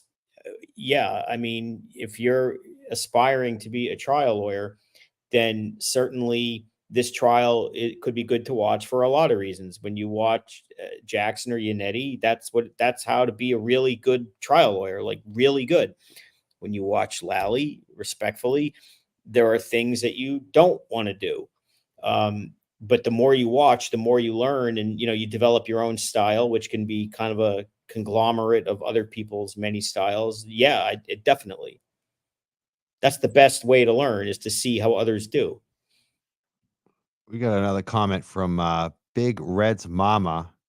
Said, "Mr. Bederow, who has the final say on charges to be added by the DA if the defense states no? Does the judge decide that?" Yep. If one party requests it and there is a reasonable view of the evidence, then they're going to get the lesser charges. That's just the way that works. Jeff K says, "The Dawn is in the house. Peace and love." He's calling. They got a new nickname for you. The Dawn, I can't believe the Dawn Bederow. in watching that he made the Celtics video from the other day, right? Yes. Yeah. He got the green beard guy who, if you go to games, he's the kind of crowd rouser to the Ozzy Osbourne in the beginning. And, he's been doing that for years. And he apparently had never heard of this case because he's ready for a championship. I like his focus. He's so focused into the Celtics, no time for anything else. that he didn't even know what was going on. So in that way, I that was good for him. That was funny. That kid from Hampton, New Hampshire. I have a feeling he's famous now. People are like, "Where is this kid?" His friends are probably all high-fiving him. Yep. Yeah, he was. He looked like he was pumped up, liquored up, and ready to go. And he had that line. That was amazing. That was a good line. I asked Jeff Cav, "Was that a setup? Like, did you know that kid?" He's like, "No. Just sometimes you strike gold." Yep. Is another question. Cell phones track your every move unless you turn it off. Are we to believe every single person involved shut that off? No, but I don't know what kind of records they have. And I mean, there was some testimony that some of these people shut off their phone. I mean, didn't McCabe actually give some inconsistent statement that she shut off her phone before she went to bed, but then was woken up by her phone ringing? I mean, that obviously doesn't sound believable, but I mean, whatever data they have, but I mean, you can tell where people are moving around based on, what cell towers you're hitting. You heard Tully talk about some of that stuff. Another comment from Shannon. She says, "It feels like the prosecution is spending more time defending the witnesses than providing evidence of Karen's guilt." Yep. Yeah. Yep. So we've been saying for weeks. How does this look for the jury, though? Pretty bad, I would think. I mean, we don't know literally what they think because nobody talks to them. But I mean, it would be hard to believe that they're hearing about an accident reconstruction expert at the very end of the trial, or the end of the DA's case anyway, and that they still have not heard from a medical examiner. They've only recently heard from the police who are actually involved in the case. And you heard for weeks and weeks a parade of witnesses that were inside the house whose testimony was, "I don't know anything." So yeah, that's kind of weird. Absolutely. Seeing if there's any other questions I've missed here. You got anything, Mazza, while I'm scrolling through here?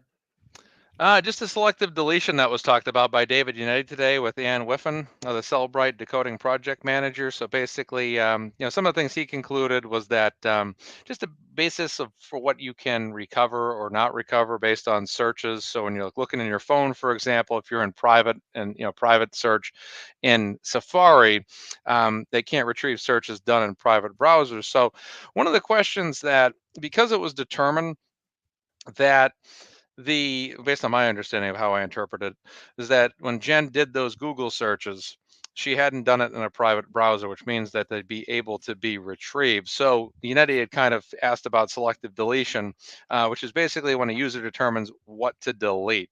So I believe it was Ian that made some, maybe it was Ian or David that said something about MySQL database, which is like an Access app, which can be used for selective deletion. So, Ian kind of said to David, he goes, it's likely someone with IT ability could pull something like that off. It'd be a high degree of difficulty. So what that means is that someone with some technical expertise in order to pull something like that off would have to get that, phone kind of really scrubbed, or as they're terming it, selective deletion. So I kind of looked at that from a few different ways. And I know that it's, it's not out of the realm of possibility that, and I'm just alleging here and I'm making a theory or speculating, of course, is that it could be possible that, the phone, it's not out of the realm of possibility that the phone could be turned over to someone with that kind of expertise, or someone that, that she may know very closely, could Are also you possibly, suggesting somebody she sleeps in the same bed with? possibly. No grab assing involved though. Right. I mean, look, it's a fair point. Is that a rabbit hole that the defense wants to go down? I'm sure they're sensitive to, over tinfoil hatting conspiracies, but I mean, we all thought about it. I did as I was watching that. That's at least a possibility. But I mean, look, whether it happened or not, they got it out there. And given that their whole defense is a frame job and a cover up, it probably can't hurt to have that. We have another surprise guest in the green room that I want to bring up tonight. He's been on the show once before. He's got his own channel. I want to make sure that I don't know if you know him, Attorney Bederow, but you should know him. He's got his own show. He's called The Glera. Have you ever heard of him? I do. How are you? What's up, brother? Good to see you again. We spoke here. I think You that's did. the only time we've gotten to speak. Yeah, man. Yeah, I remember that St. Louis Blues thing in the back. Did you speak? How did I miss that? You in the chat you're talking about, or did you come on the show? It was. No, it was me and Mark on Turtle Boy with Brian. Right. Right. Okay, Yeah, I got confused. I did. I watched that, so I should have. That was a good episode. Great episode.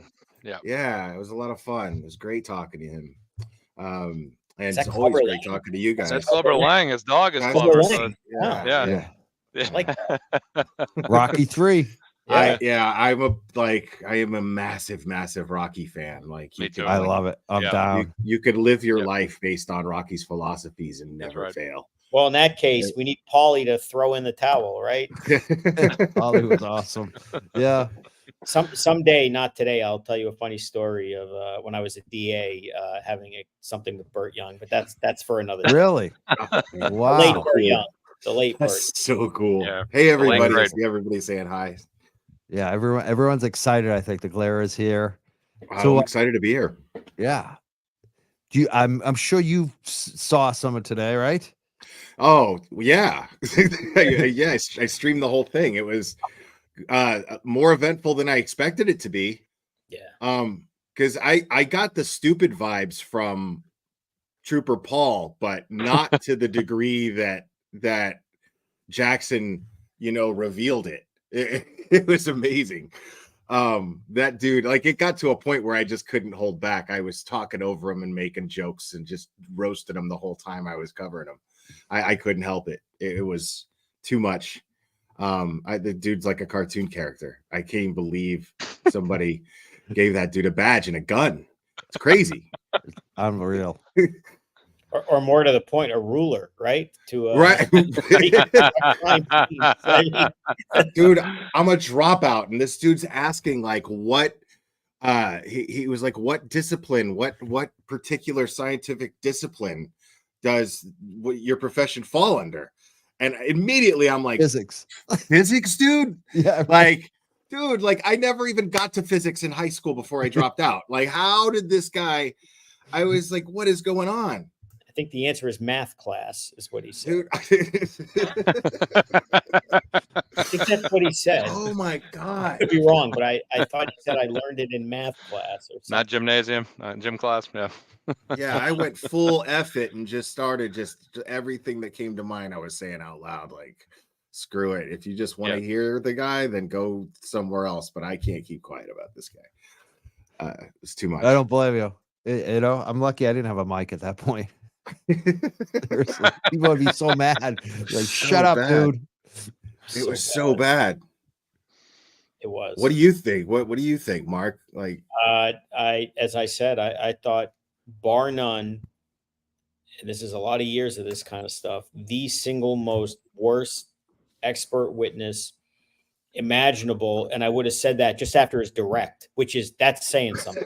I mean, this is supposed to be the easy part. And then, of course, I mean, Jackson just like had a billy club and just kept hitting him. And so he's the worst. It's like Cartman trying to kill Cartman on that raft that time on South Park.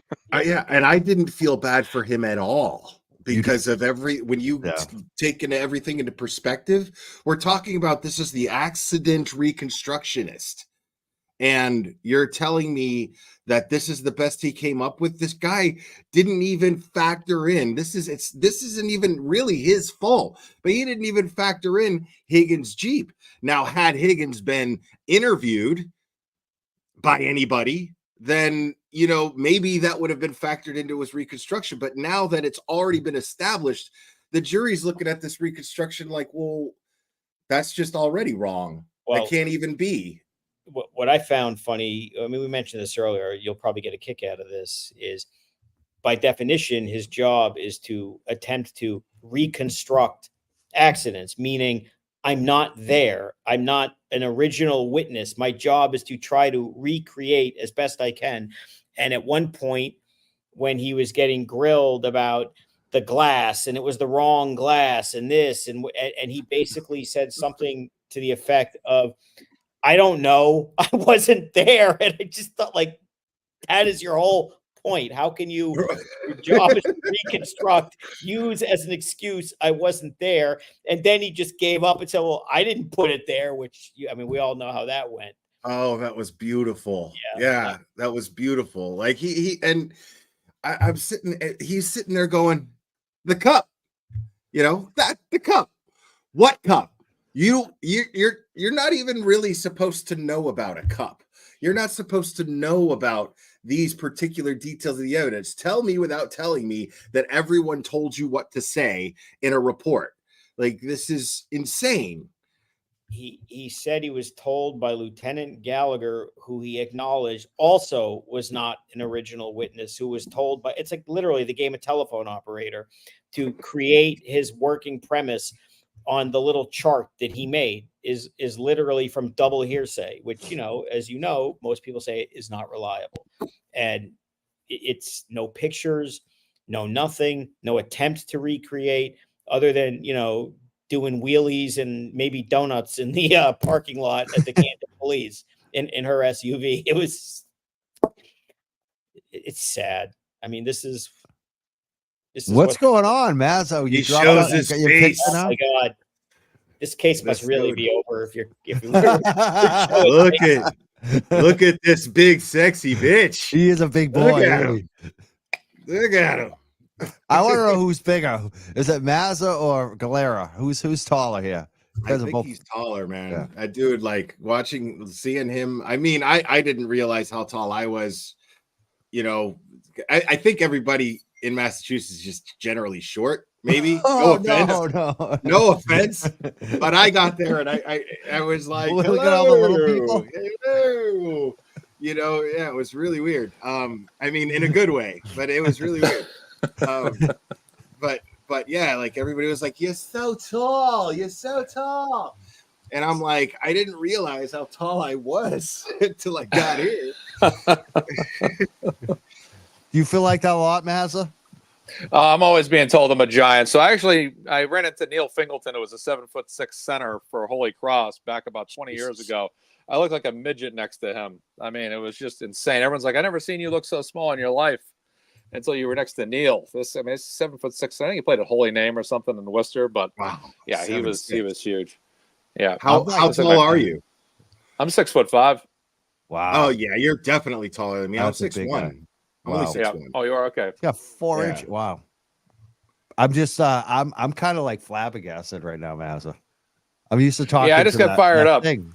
I'm just, The I dot, yeah. can't even get Hey, over it that I'm looking at listen. Mazza right now. All the shows we've done, he finally showed himself. There's Red a Solo championship. Cup here.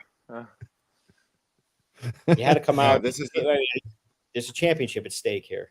Yeah, championship Right. at stake. The trial's almost over. Mazza's Right. revealing himself. That's I hope it. my Well, girlfriend's not- watching. I hope you live up to the hype. She The loves mojo. right, your yeah, He's hope gonna voice. so. put that mojo out there. Hope so. This is uncharted mojo right here. We'll see what it does. I'm Knock on speechless. wood, Exactly. it's gonna work. I'm going Yeah. for the Celtics, man. I hope they win. Yeah.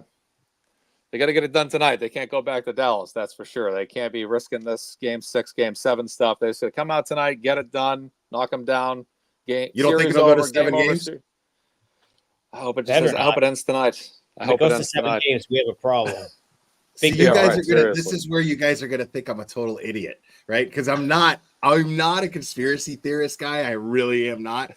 But when it comes to like when there's money to be made, I'm always like, that's the most logical way to look at things. Well, not for me. I'm saying that's the most. If I'm like trying to figure out what a motive is, and then there's money or something, I'm like, the money. That's, you just look at the money. And the way I see it, these things almost always go to 7 games.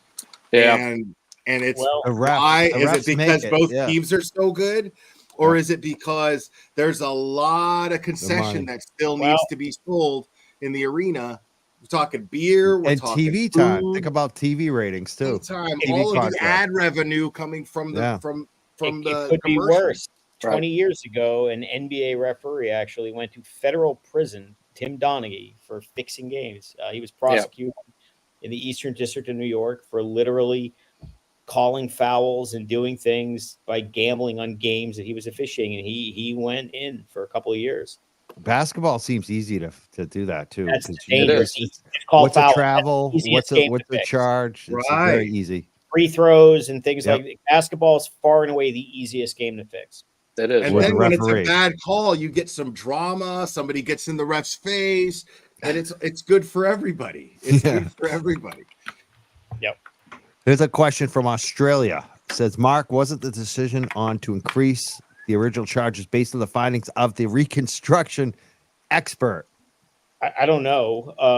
I would think that would factor into it because, the testimony on Friday the other day was kind of went forward, punched it in the reverse at 24 miles an hour, and the pedal was down 3/4 of the way, slowed down a little bit. It stayed down, the pedal percentage.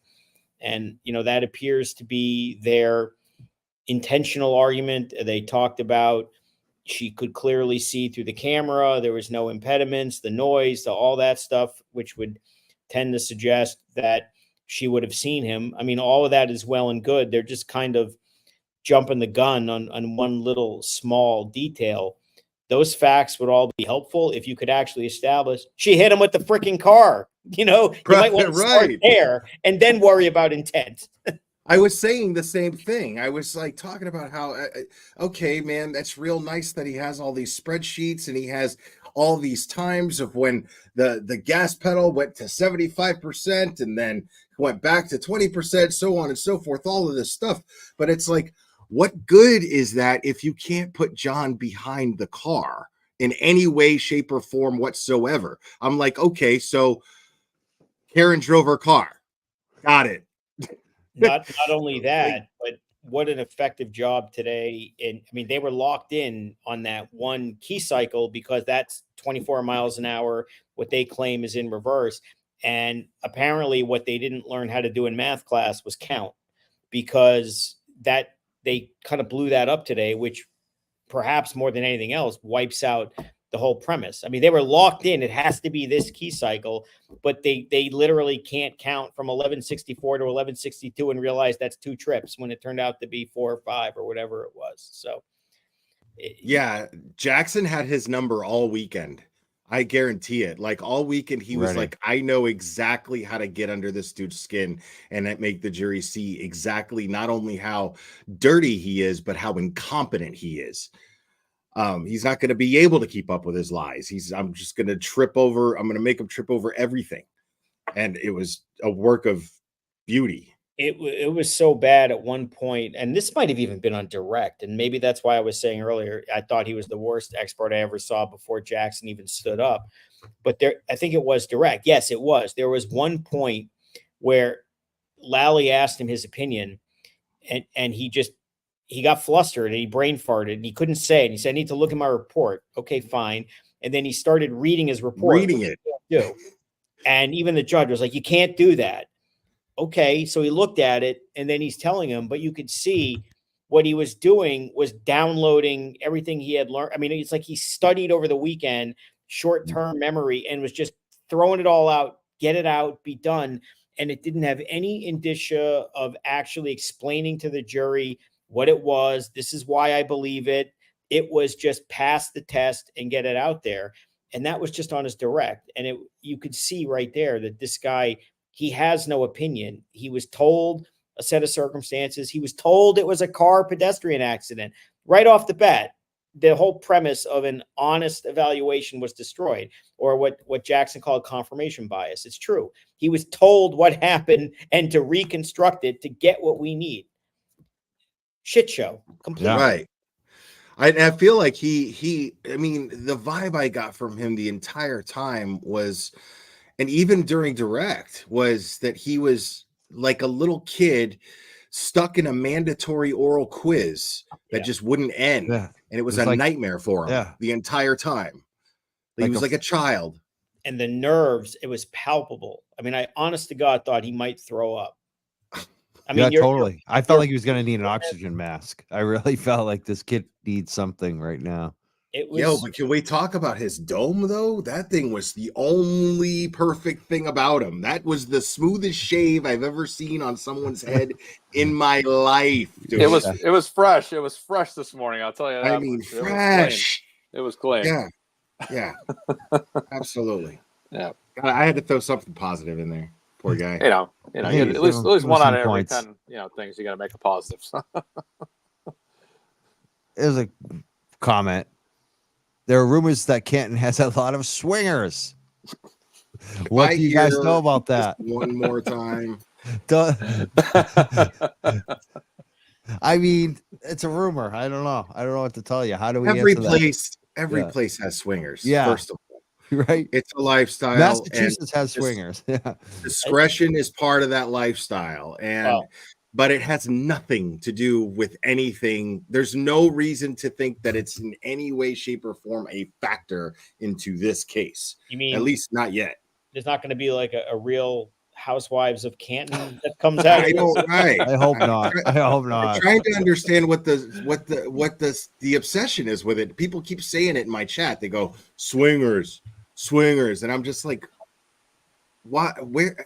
I addressed it I don't once, know and what that that's means. I the think it's a last lot time. of bored, married people. That's what I think it is. Jeez. Are you married, Claire? No. You see the smile I always have on my face? See, I wonder why you're not asking about it. I mean, figured no, that. I'm familiar with the lifestyle.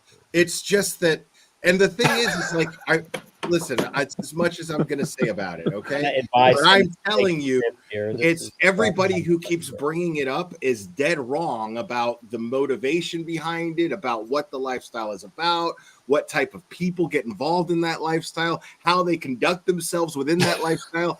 Everything that they think is the opposite. And so it's like, stop saying swingers in my chat because you don't know what you're talking about. Stop it. I love It's it. ridiculous. I agree. It's just like not. It doesn't seem pertinent. I haven't seen it mentioned in court at all.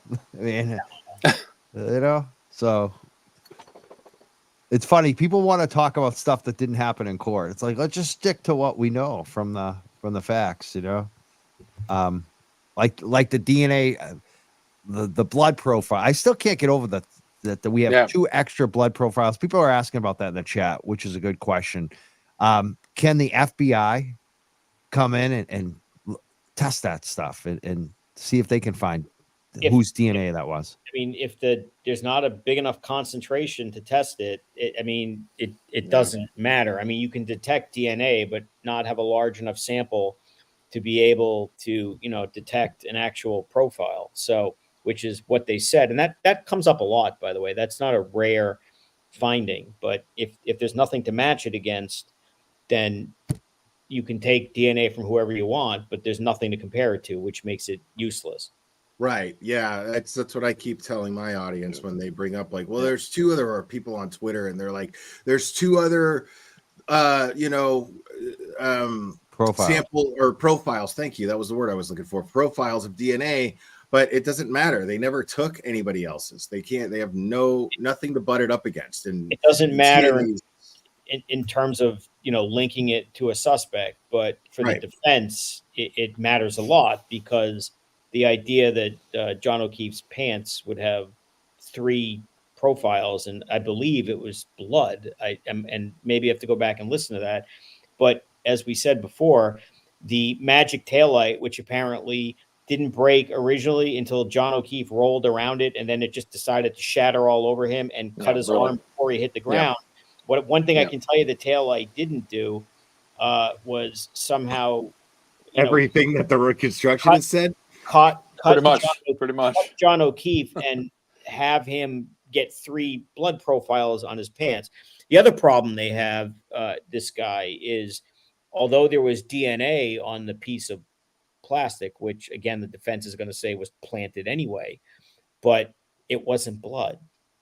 And if this thing ripped into his arm repeatedly, as you're saying, you would expect that not to be touch DNA, as opposed to blood, which has an easier way to detect DNA anyway, which leaves you with, well, his DNA is on the taillight, which might matter if this was something like a stranger rape case, where there would be never a reason for Karen Reed and John O'Keefe's genetic material to be connected, because if you're not there, how is your DNA there? That could be devastating in that kind of case.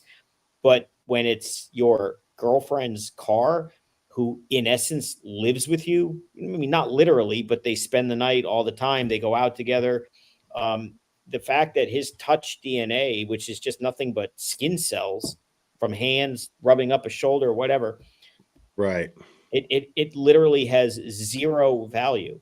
And let's not forget that, these guys met up at the waterfall beforehand. They shook hands. Some of them hugged. I mean, there's an infinite amount of ways as to why, for the same reasons why John's DNA being on Karen's SUV means nothing.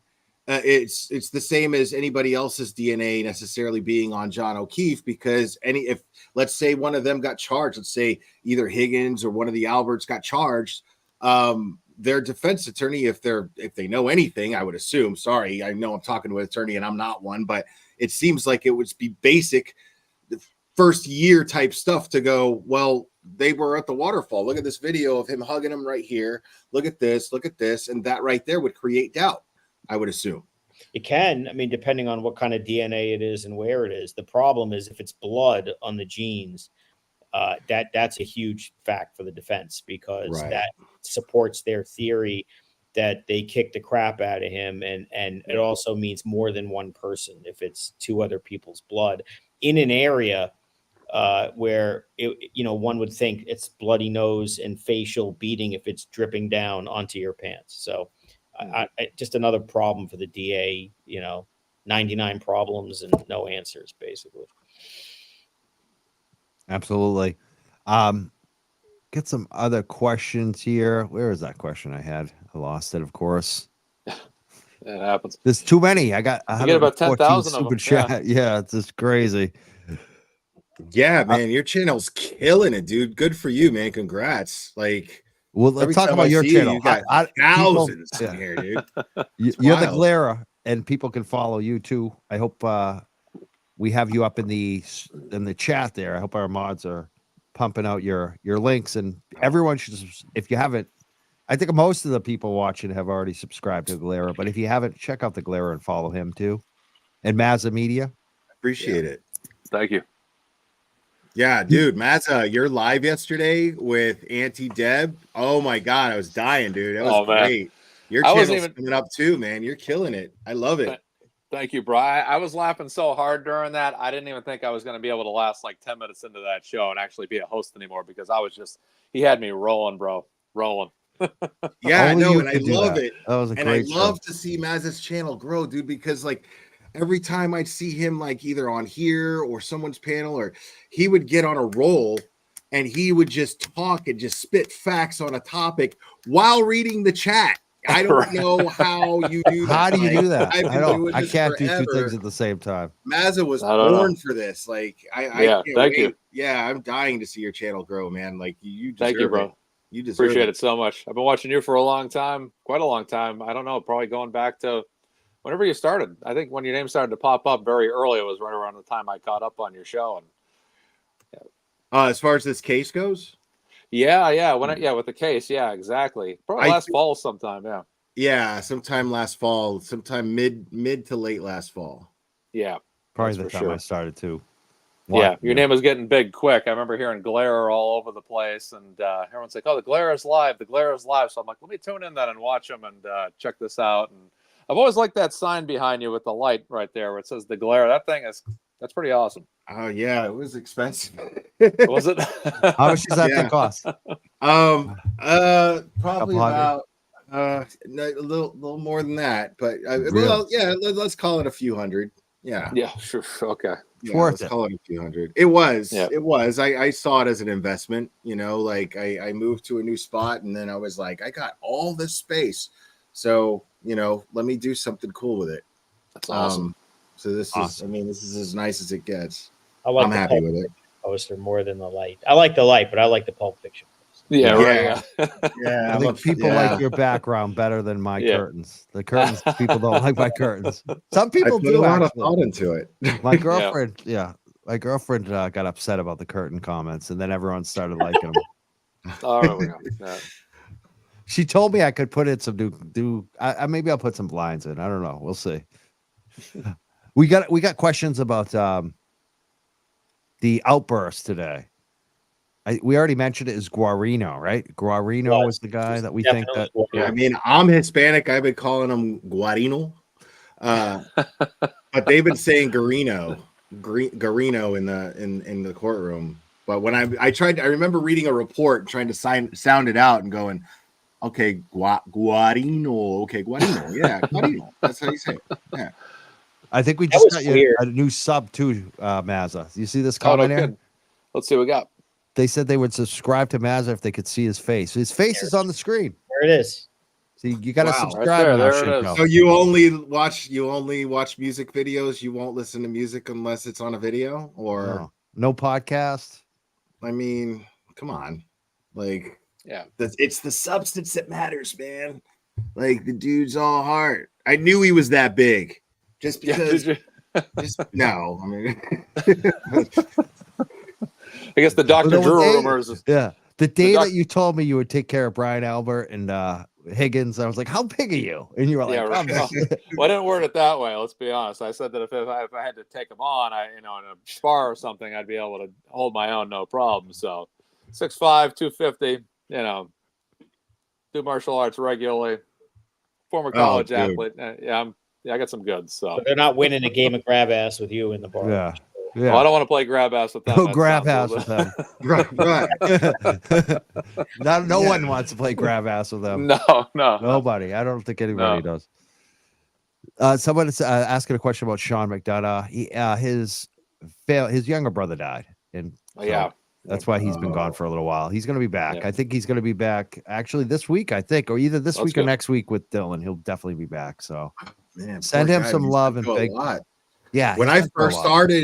started talking about this case, he just lost his dad, I think. Exactly. That was after the yeah. new year. So basically, Right. within 6 months, he's lost his younger brother and his dad. So Oh, that's send rough. send some love to Sean McDonough. He's a good Definitely. guy. Good dude. Good dude. Yep. So we're at 7:34. We got a little time before the Celtics. Yeah. Anything you o'clock guys cutoff want to time. talk about? Anything we haven't touched on? Bederow or Mazza or Galera? I didn't get a chance to listen to everything because I had to take care of stuff after my live stream, but Let's talk so I about- don't know what you guys talked about. Yeah, I got an idea. I want to talk this. You were mentioning this on your program. I was watching it just before I came on. I was finishing up. I was quite a bit behind, but you mentioned the fact about the Lexus and Guarino and the fact that he didn't test that. For example, you said they didn't, to the level that they've gone about researching and getting experts on the 227 Google search, they did nothing of any relative comparison to what they did with the Lexus. They kind of kept it brief, and you kind of talked about how, they didn't really do anything enough to prove whether it exonerates her or does not, and they kind of left it, up to chance. I know it was something you were talking about that kind of caught my eye when you were mentioning it. Well, it seems to just fall under the same, and Mark, tell me if you agree, because it seems to fall under the same pattern that they have, is just they seem to think that the jury's stupid, and they seem to think that they can just dazzle the jury and either bore them to death or They're they good at think that. They're not right. Yeah. And just make them uninterested, and somehow they're just gonna by chance be like, oh, they must know what they're talking about because he sounds like he knows what he's talking about. And it just doesn't work that way. I feel like they're grossly underestimating this jury. Well, they must be, because the other thing that Guarino said, and it was just kind of matter of fact, if I understood this correctly, when they went to get the so-called black box, and they said, well, there was nothing on it, but we had to detach it from the motherboard, and in the process destroyed everything else that could have been analyzed. I mean, I think that's pretty much what he said, and it was a very casual thing that they're unable to get any real data from the Lexus. And I thought that the understanding was before trial, and not that that's the most reliable information, what people claim before you see evidence in a courtroom, but I thought a large part of the DA's case was supposed to be data from the car that was going to establish things according to them, which would be tough to rebut. And now what you're hearing is they have the wrong key cycle, which is just devastating. The black box, nothing. The infotainment system had nothing. They never tried to recreate the actual accident. And at this point, you just say, again, there's no there. Well, Proctor testifies at the grand jury. Which and one? Reads, well, I'm not sure which one, but one of the grand jury hearings, and he reads the report from Guarino, and he says, it says that basically in a nutshell, it says that they could not recover, basically what he testified to here, they could not recover any data from the Lexus, and which is his job to analyze, nothing else. Right. And he says, we could not retrieve any data from the Lexus, but it is my opinion that John O'Keefe is a victim of vehicular homicide. How did you, what? Yeah. And then the same guy, what I loved was this same guy managed to do all of the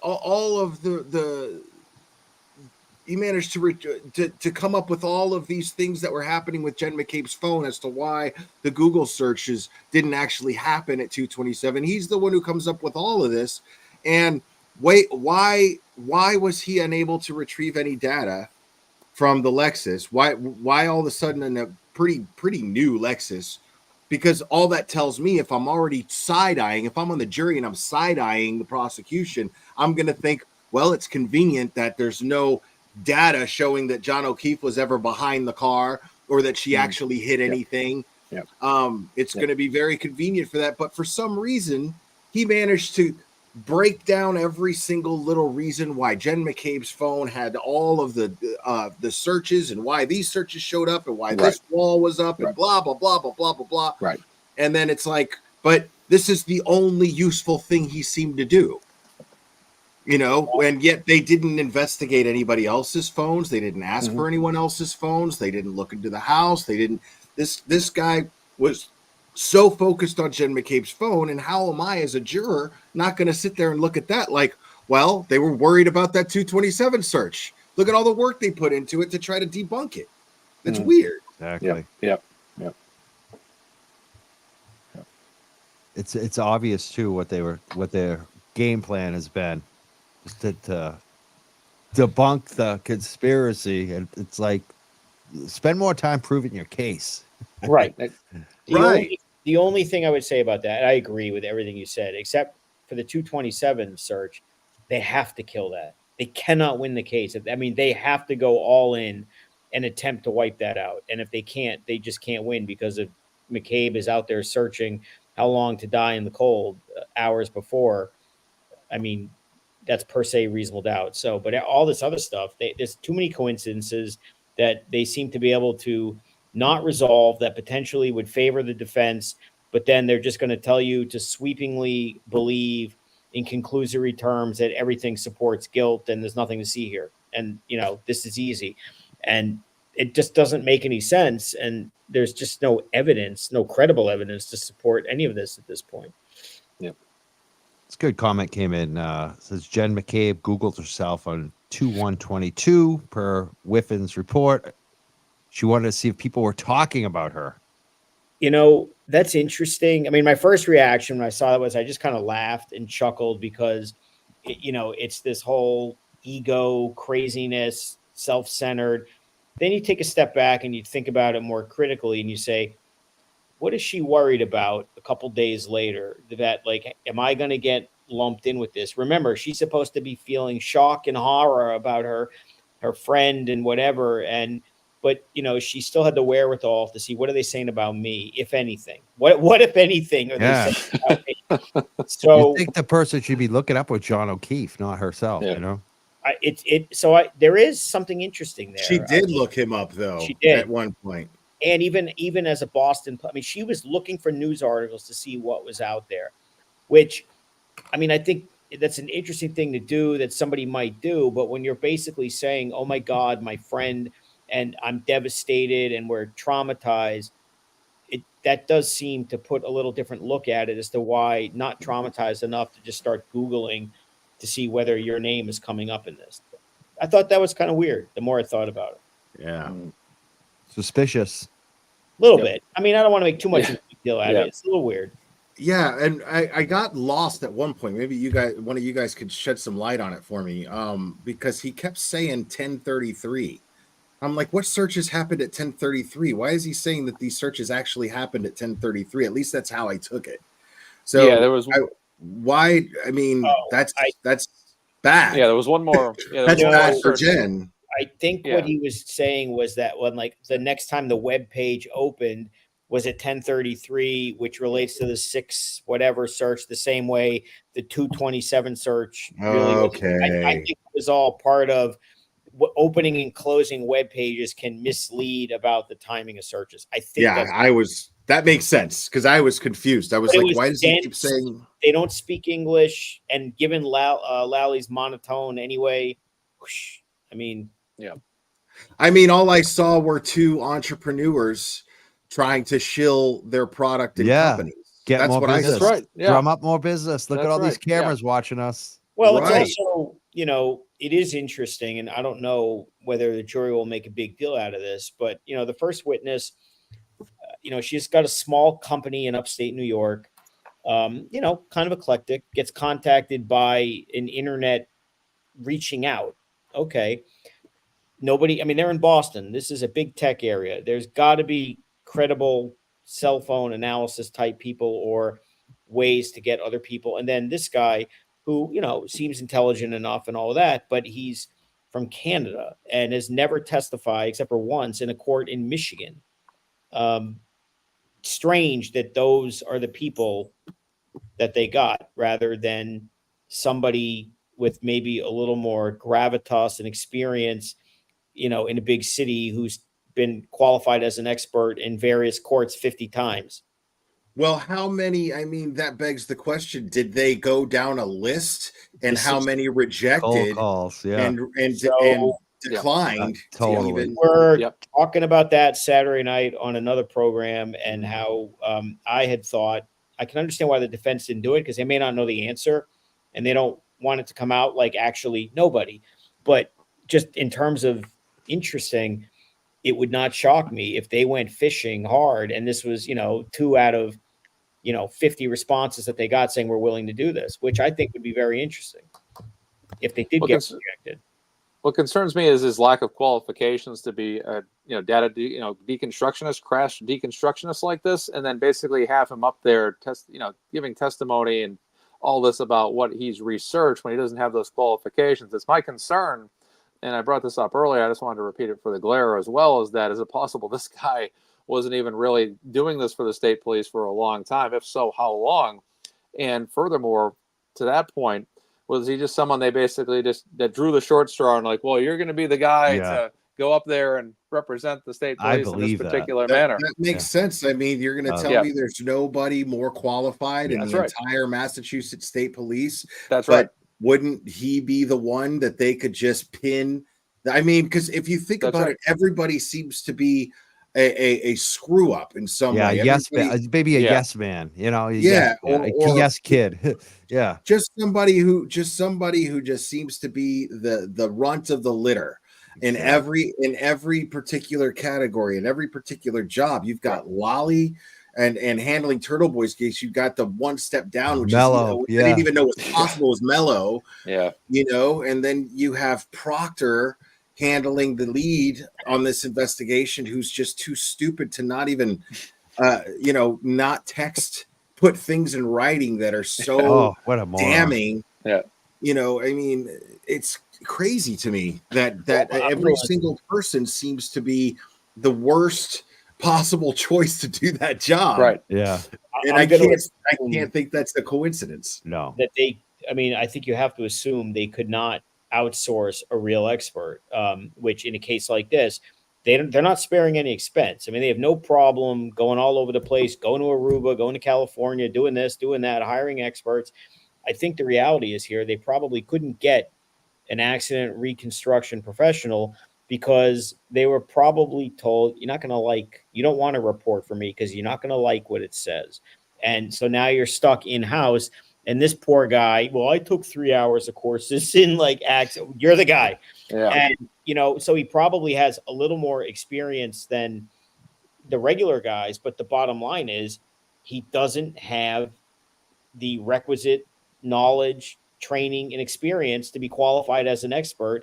And in a case like this, which is as big as it gets for the Norfolk DA's office, this is the guy that they say, we're going with you, knowing that there are at least 2, possibly 3 from a firm that the FBI hired to do this.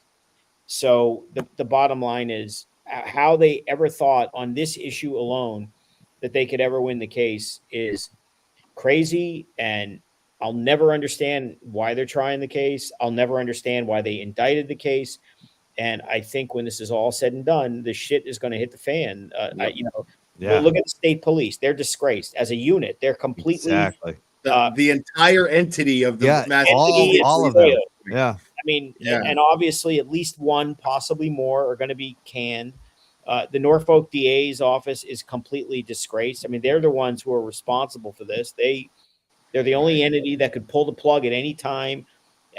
But we talked about this before, Mike. They're zombie prosecutors. You can't offend them. You can't. Just keep coming. You shoot them and they fall down and they get up and they just run into the wall again. And you got to reload the shotgun and they just keep coming and they're never going to stop. But it's just disgraceful, and they can't win. They must know that. And it really causes me to wonder if there is some different type of conflict in that office. It has nothing to do with traditional conflicts, but people in the office at a high level saying, I need to do this because I'm afraid I could be in the crosshairs of the prosecutors. I think something's definitely going on. How much damage do you think they did to Celebrate today? Like that company? Well, I don't know. I mean, I don't know how much of this gets credited or not, but I mean, if the DA is doing this because he's concerned about himself, which I'm not saying he is, but it's reasonable to scratch your head and say, maybe he is. I mean, that's the worst kind of conflict. I'm going to put a woman I know is not going to get convicted on trial for her life, so I can hopefully 1 in 10 million chance get a conviction, and maybe the public will leave me alone, which will send the feds away. It's not going to happen. So I don't know. Yeah. It feels like, I mean, it's just something that got out of hand. Like, I feel like, at least my theory on how this all went down, at least as far as the cover-up goes, I have no actual theory on the murder itself, but the cover-up itself, it seems like their plan was initially to just gaslight Karen Reed into believing that she hit him. And turns out she was like, no. They just figured, I guess, because she was so hysterical that night and she said things like, did I hit him? That they could just convince her, like, yeah, you were so drunk, you just don't remember type thing. And she would plead guilty and that would just be it. Brian Right. Albert would pull a couple of strings and say, hey, you know, like this is just the, you know, this woman, she already thinks that she did it. Just, you know, pin it on her. And she's already questioning herself. Yep. So right there, that's going to be enough. And now the last thing they expected was to be in a courtroom during a trial, especially one so high profile. Right. And now everybody is like a deer with in the headlights. Nobody knows what to do. Lally doesn't know what to do because there is nothing they can do. And it's like they're just postponing the inevitable, just putting it off. And this is like I said, they seem to be putting the worst people on this thing because they would be the easiest ones to. I mean, how do you convince a seasoned cop to screw up a reconstruction of a crime scene, a seasoned one? There's no way not to not do it honestly unless they're really dirty. But they probably either had something on somebody, but I doubt. I think a lot of it just has to do with intimidation and being like, hey, you want to move up, you know, then this is how you do it. And everybody else had to do it. I had to do it. This guy had to do it. Take one for the team. Right? Take one for the team. And just a whole lot of that, like bargaining. You know, and now here we are. The last thing they expected was Jackson and Yannetti to enter the picture. Right. And Karen Reed too. She's been. Well, they underestimated her from the start. I did, you know? yeah. Well, it's like I'm going to use a movie example, but Die Hard 2. Very ending of that movie. John McClane gets knocked off the airplane. All the villains are in the plane. They're getting ready to take off, but John McClane undoes the fuel thing, and all the oil's pulling out, and they actually start to take off. And he takes the match, yippee-ki-yay, throws the lighter down. Whole fire goes right up all the way down to the plane, and the plane explodes. It's just like that. They thought they got away with it. They thought they could do it on a small level, and they never realized that Karen was going to, figure this out. It's like Turtle Boy once said to Jen in person, did you think you could outsmart Karen Reed? And that's really a quote that should echo, through eternity because it's true. It was. Yeah.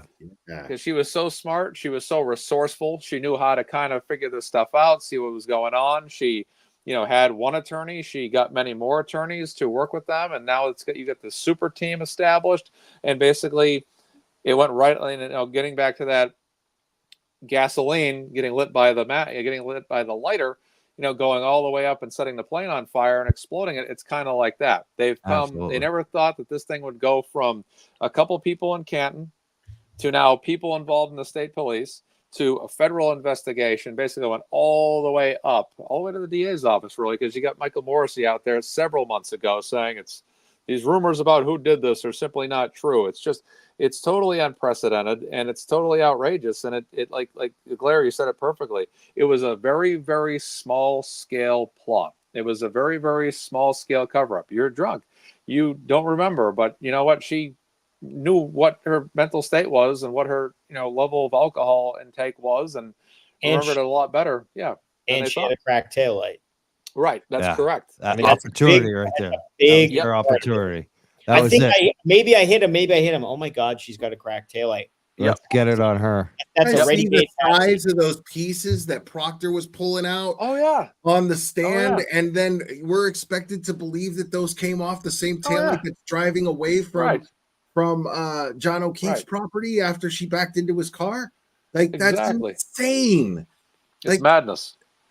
And the pieces got bigger and bigger as they went along. Right. It's like they found like fragments. And now it's like, oh, guess what? We got this one, and it's it's huge. It's like, come on, stop it. Yeah, dude. Oh, look, Australia. Oh, look, Africa. Seriously. Seriously. It's all part of the normal process of evidence revealing itself. It just gets bigger and easier. You just do a drive-by and the evidence will reveal itself. Yeah. And how beautiful to have Proctor himself pulling those pieces out and having to look Karen Reed in the eye as he does it, and Karen Reed just being like, I love Karen Reed's demeanor throughout this whole thing because all of the people are, oh, she did it. She's guilty. She's got guilty face. Look at her. Blah, blah, blah, and you're like, no. Like she could go the route of Amber Heard and dress like a librarian and put on glasses when she doesn't wear glasses and sit there and that's a guilty person. As soon as I see that person, I'm like, that person totally did it. Yep. Every time. And then, now, but here she is fully confident with the look on her face, and she's wearing her heart on her sleeve through this whole thing. Basically looking everyone in the face like, I want to look that person in the eye as they try to lie. And they messed with the wrong person. Yep. And then she'll sit there, react, shake her head like, wow, because she is totally dependent on the facts revealing themselves. I find it incredibly fascinating that Karen Reed and her family, when I met them, the impression I got that I told this to Jess Machado when I met her and was talking to her in the press box there. I was like, the thing about the Reed family that's mind-blowing to me is they not blindly, but faithfully absolutely believe in the very system that is trying to railroad her. Yep. But they still believe in it. It's wild. They are so humble, so kind, so classy, and 100%. I'd be a little more skeptical if I were them.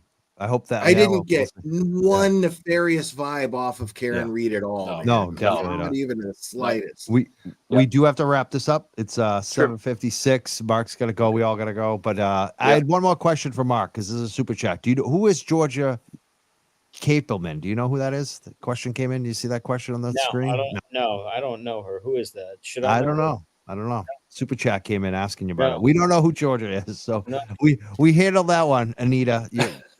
Don't come at me that I didn't ask your question. I want to thank everyone. We put the Galeras YouTube in the super chat pinned at the top. Please follow them if you haven't already. Subscribe to Mazda Media. You got Bederow Law on Twitter as well. Follow him. Mark, do you have any final comments real quick? What happened today, I know we've said this many, many times, but this time I really mean it. It can't get any worse than today for them. And they have to understand this, that the entire foundation of their case, in fact, the indicted charges all allege that she ran him over and that's what caused John O'Keefe's death and makes her guilty of murder, manslaughter, or something further down the line. And that so-called evidence of that today was obliterated beyond belief. It's gone. It's never going to be there. The medical examiner, is going to say it's consistent with getting hit by a car, even though he doesn't have any real injuries other than the back of his head and stuff that looks like a fight to most people. So as bad as some of the other stuff has been in this case, they got clobbered today and you can't recover from that. And if they're clicking their heels, singing songs about Google searches, I love that. They didn't have that's what you're focused on. That's what you got. No, it was ridiculous. Really? Yeah. They haven't Come on. won that point yet, but tip your hat and say, all right, you're in the game on that one. But you are shuffling deck chairs on the Titanic if you're celebrating the Google search, because what happened today was like one of those old-fashioned daisy cutter bombs that just destroyed the entire foundation and 30 feet underground the foundation of what their whole case is premised on. So they're toast. Bunko. I'm telling you, Plevin, you're my Jack, bro. You're my Jack, okay? The Titanic sunk. There's room, regardless of the movie, there's room left on this chest that I'm sitting on and floating on, bro. Come on, dude. You're like, I'm not one of these people that hate you, bro. Like, you're a smart guy, bro. Come on. Like, come with us. Come back. You don't have to stick with Chris Albert, Plevin. You still got this much time. Every single time you entertain Coffindoffer, you look dumber and dumber and dumber and dumber. Stop doing this to yourself, Plevin. Stop. You can imagine how stressed he must be. Jesus. Like, it's so sad. Like, it is. It really is. It's frustrating because he's so capable of being, like, you can tell. It's like, but it's just like he's got this stubborn, I refuse to be I refuse to let my common sense do anything. And then I'm going to yell and scream at the world that it's the only common sense and all Right. of you people are idiots. Right. What? What? No, like it's right there. Look, it's right. Are you looking at the same thing I'm looking at, Clevin? Seriously. It's right there. Maybe he needs to take a few weeks off like I did. Yeah. Seriously, like maybe just shut it down for 2 That's weeks what and I'm he'll saying. figure it out. Like I think, Yeah. I I'm swear not to God, I bitter. think it's about the feedback loop Well, with him. I mean, you could give him some friendly advice. Stop making videos. Just stop. Okay, that's number one. And number Yeah. two, these creepy posts that have pictures of like moving vacuum troll faces. AI. God, Zombies. He's a So- zombie. I don't care how much pushback I get. I don't care. So Clevin, weird. if you swallow your pride and just go, you know what? I was wrong, man. I'll bring you on my channel, dude. And Right. yeah, But he dude, can't, it'll be all good. some of these people are so into this deep. And I mean, not, and look, anybody can say, look, I was wrong. I didn't see this evidence. I see it. But his problem is that he's telling everyone, you're a grifter. You're Yeah. stupid. You're a Right. fraud. You're a moron. I don't take that shit where did personally, man. what I'm saying is you can't You're a grifter. step back from that. You Grifter. can't, Right. you have to go down with the ship. Yeah. He's gone so far, but that's what I'm saying. You haven't gone too far with me. I'm like, man, I don't care. We throw some insults at each other, dude. Like, I don't know. There's something about it makes me feel bad. I'm trying to figure out what It's it is. called pity. It's called pity because he's pathetic. I get it. But you're wearing a Clubber Lang shirt. You've got Muhammad Ali behind you, but it turns out you're a lover. Not No, that's That's Apollo. That's Apollo. That's from Rocky. Apollo and That's Rocky. Oh, you're at the end right. of from Rocky the end of Three. Rocky. Three, Yeah, yeah. yeah, Fair enough. painting. But Yeah. you're a boxing guy, but apparently you're a lover before a fighter, and that's nice. Absolutely. It's nice. It's nice. 100%. I like it. That I try to feeling be like that you with can't Kevin too. But describe, It's pity. Yeah. Well, he's standing on a sinking ship and he's parading around like, this ship will not sink. This Yeah. ship will not sink. It's like, sir, No, this ship dude. is sinking. It's It's meta. sick. It's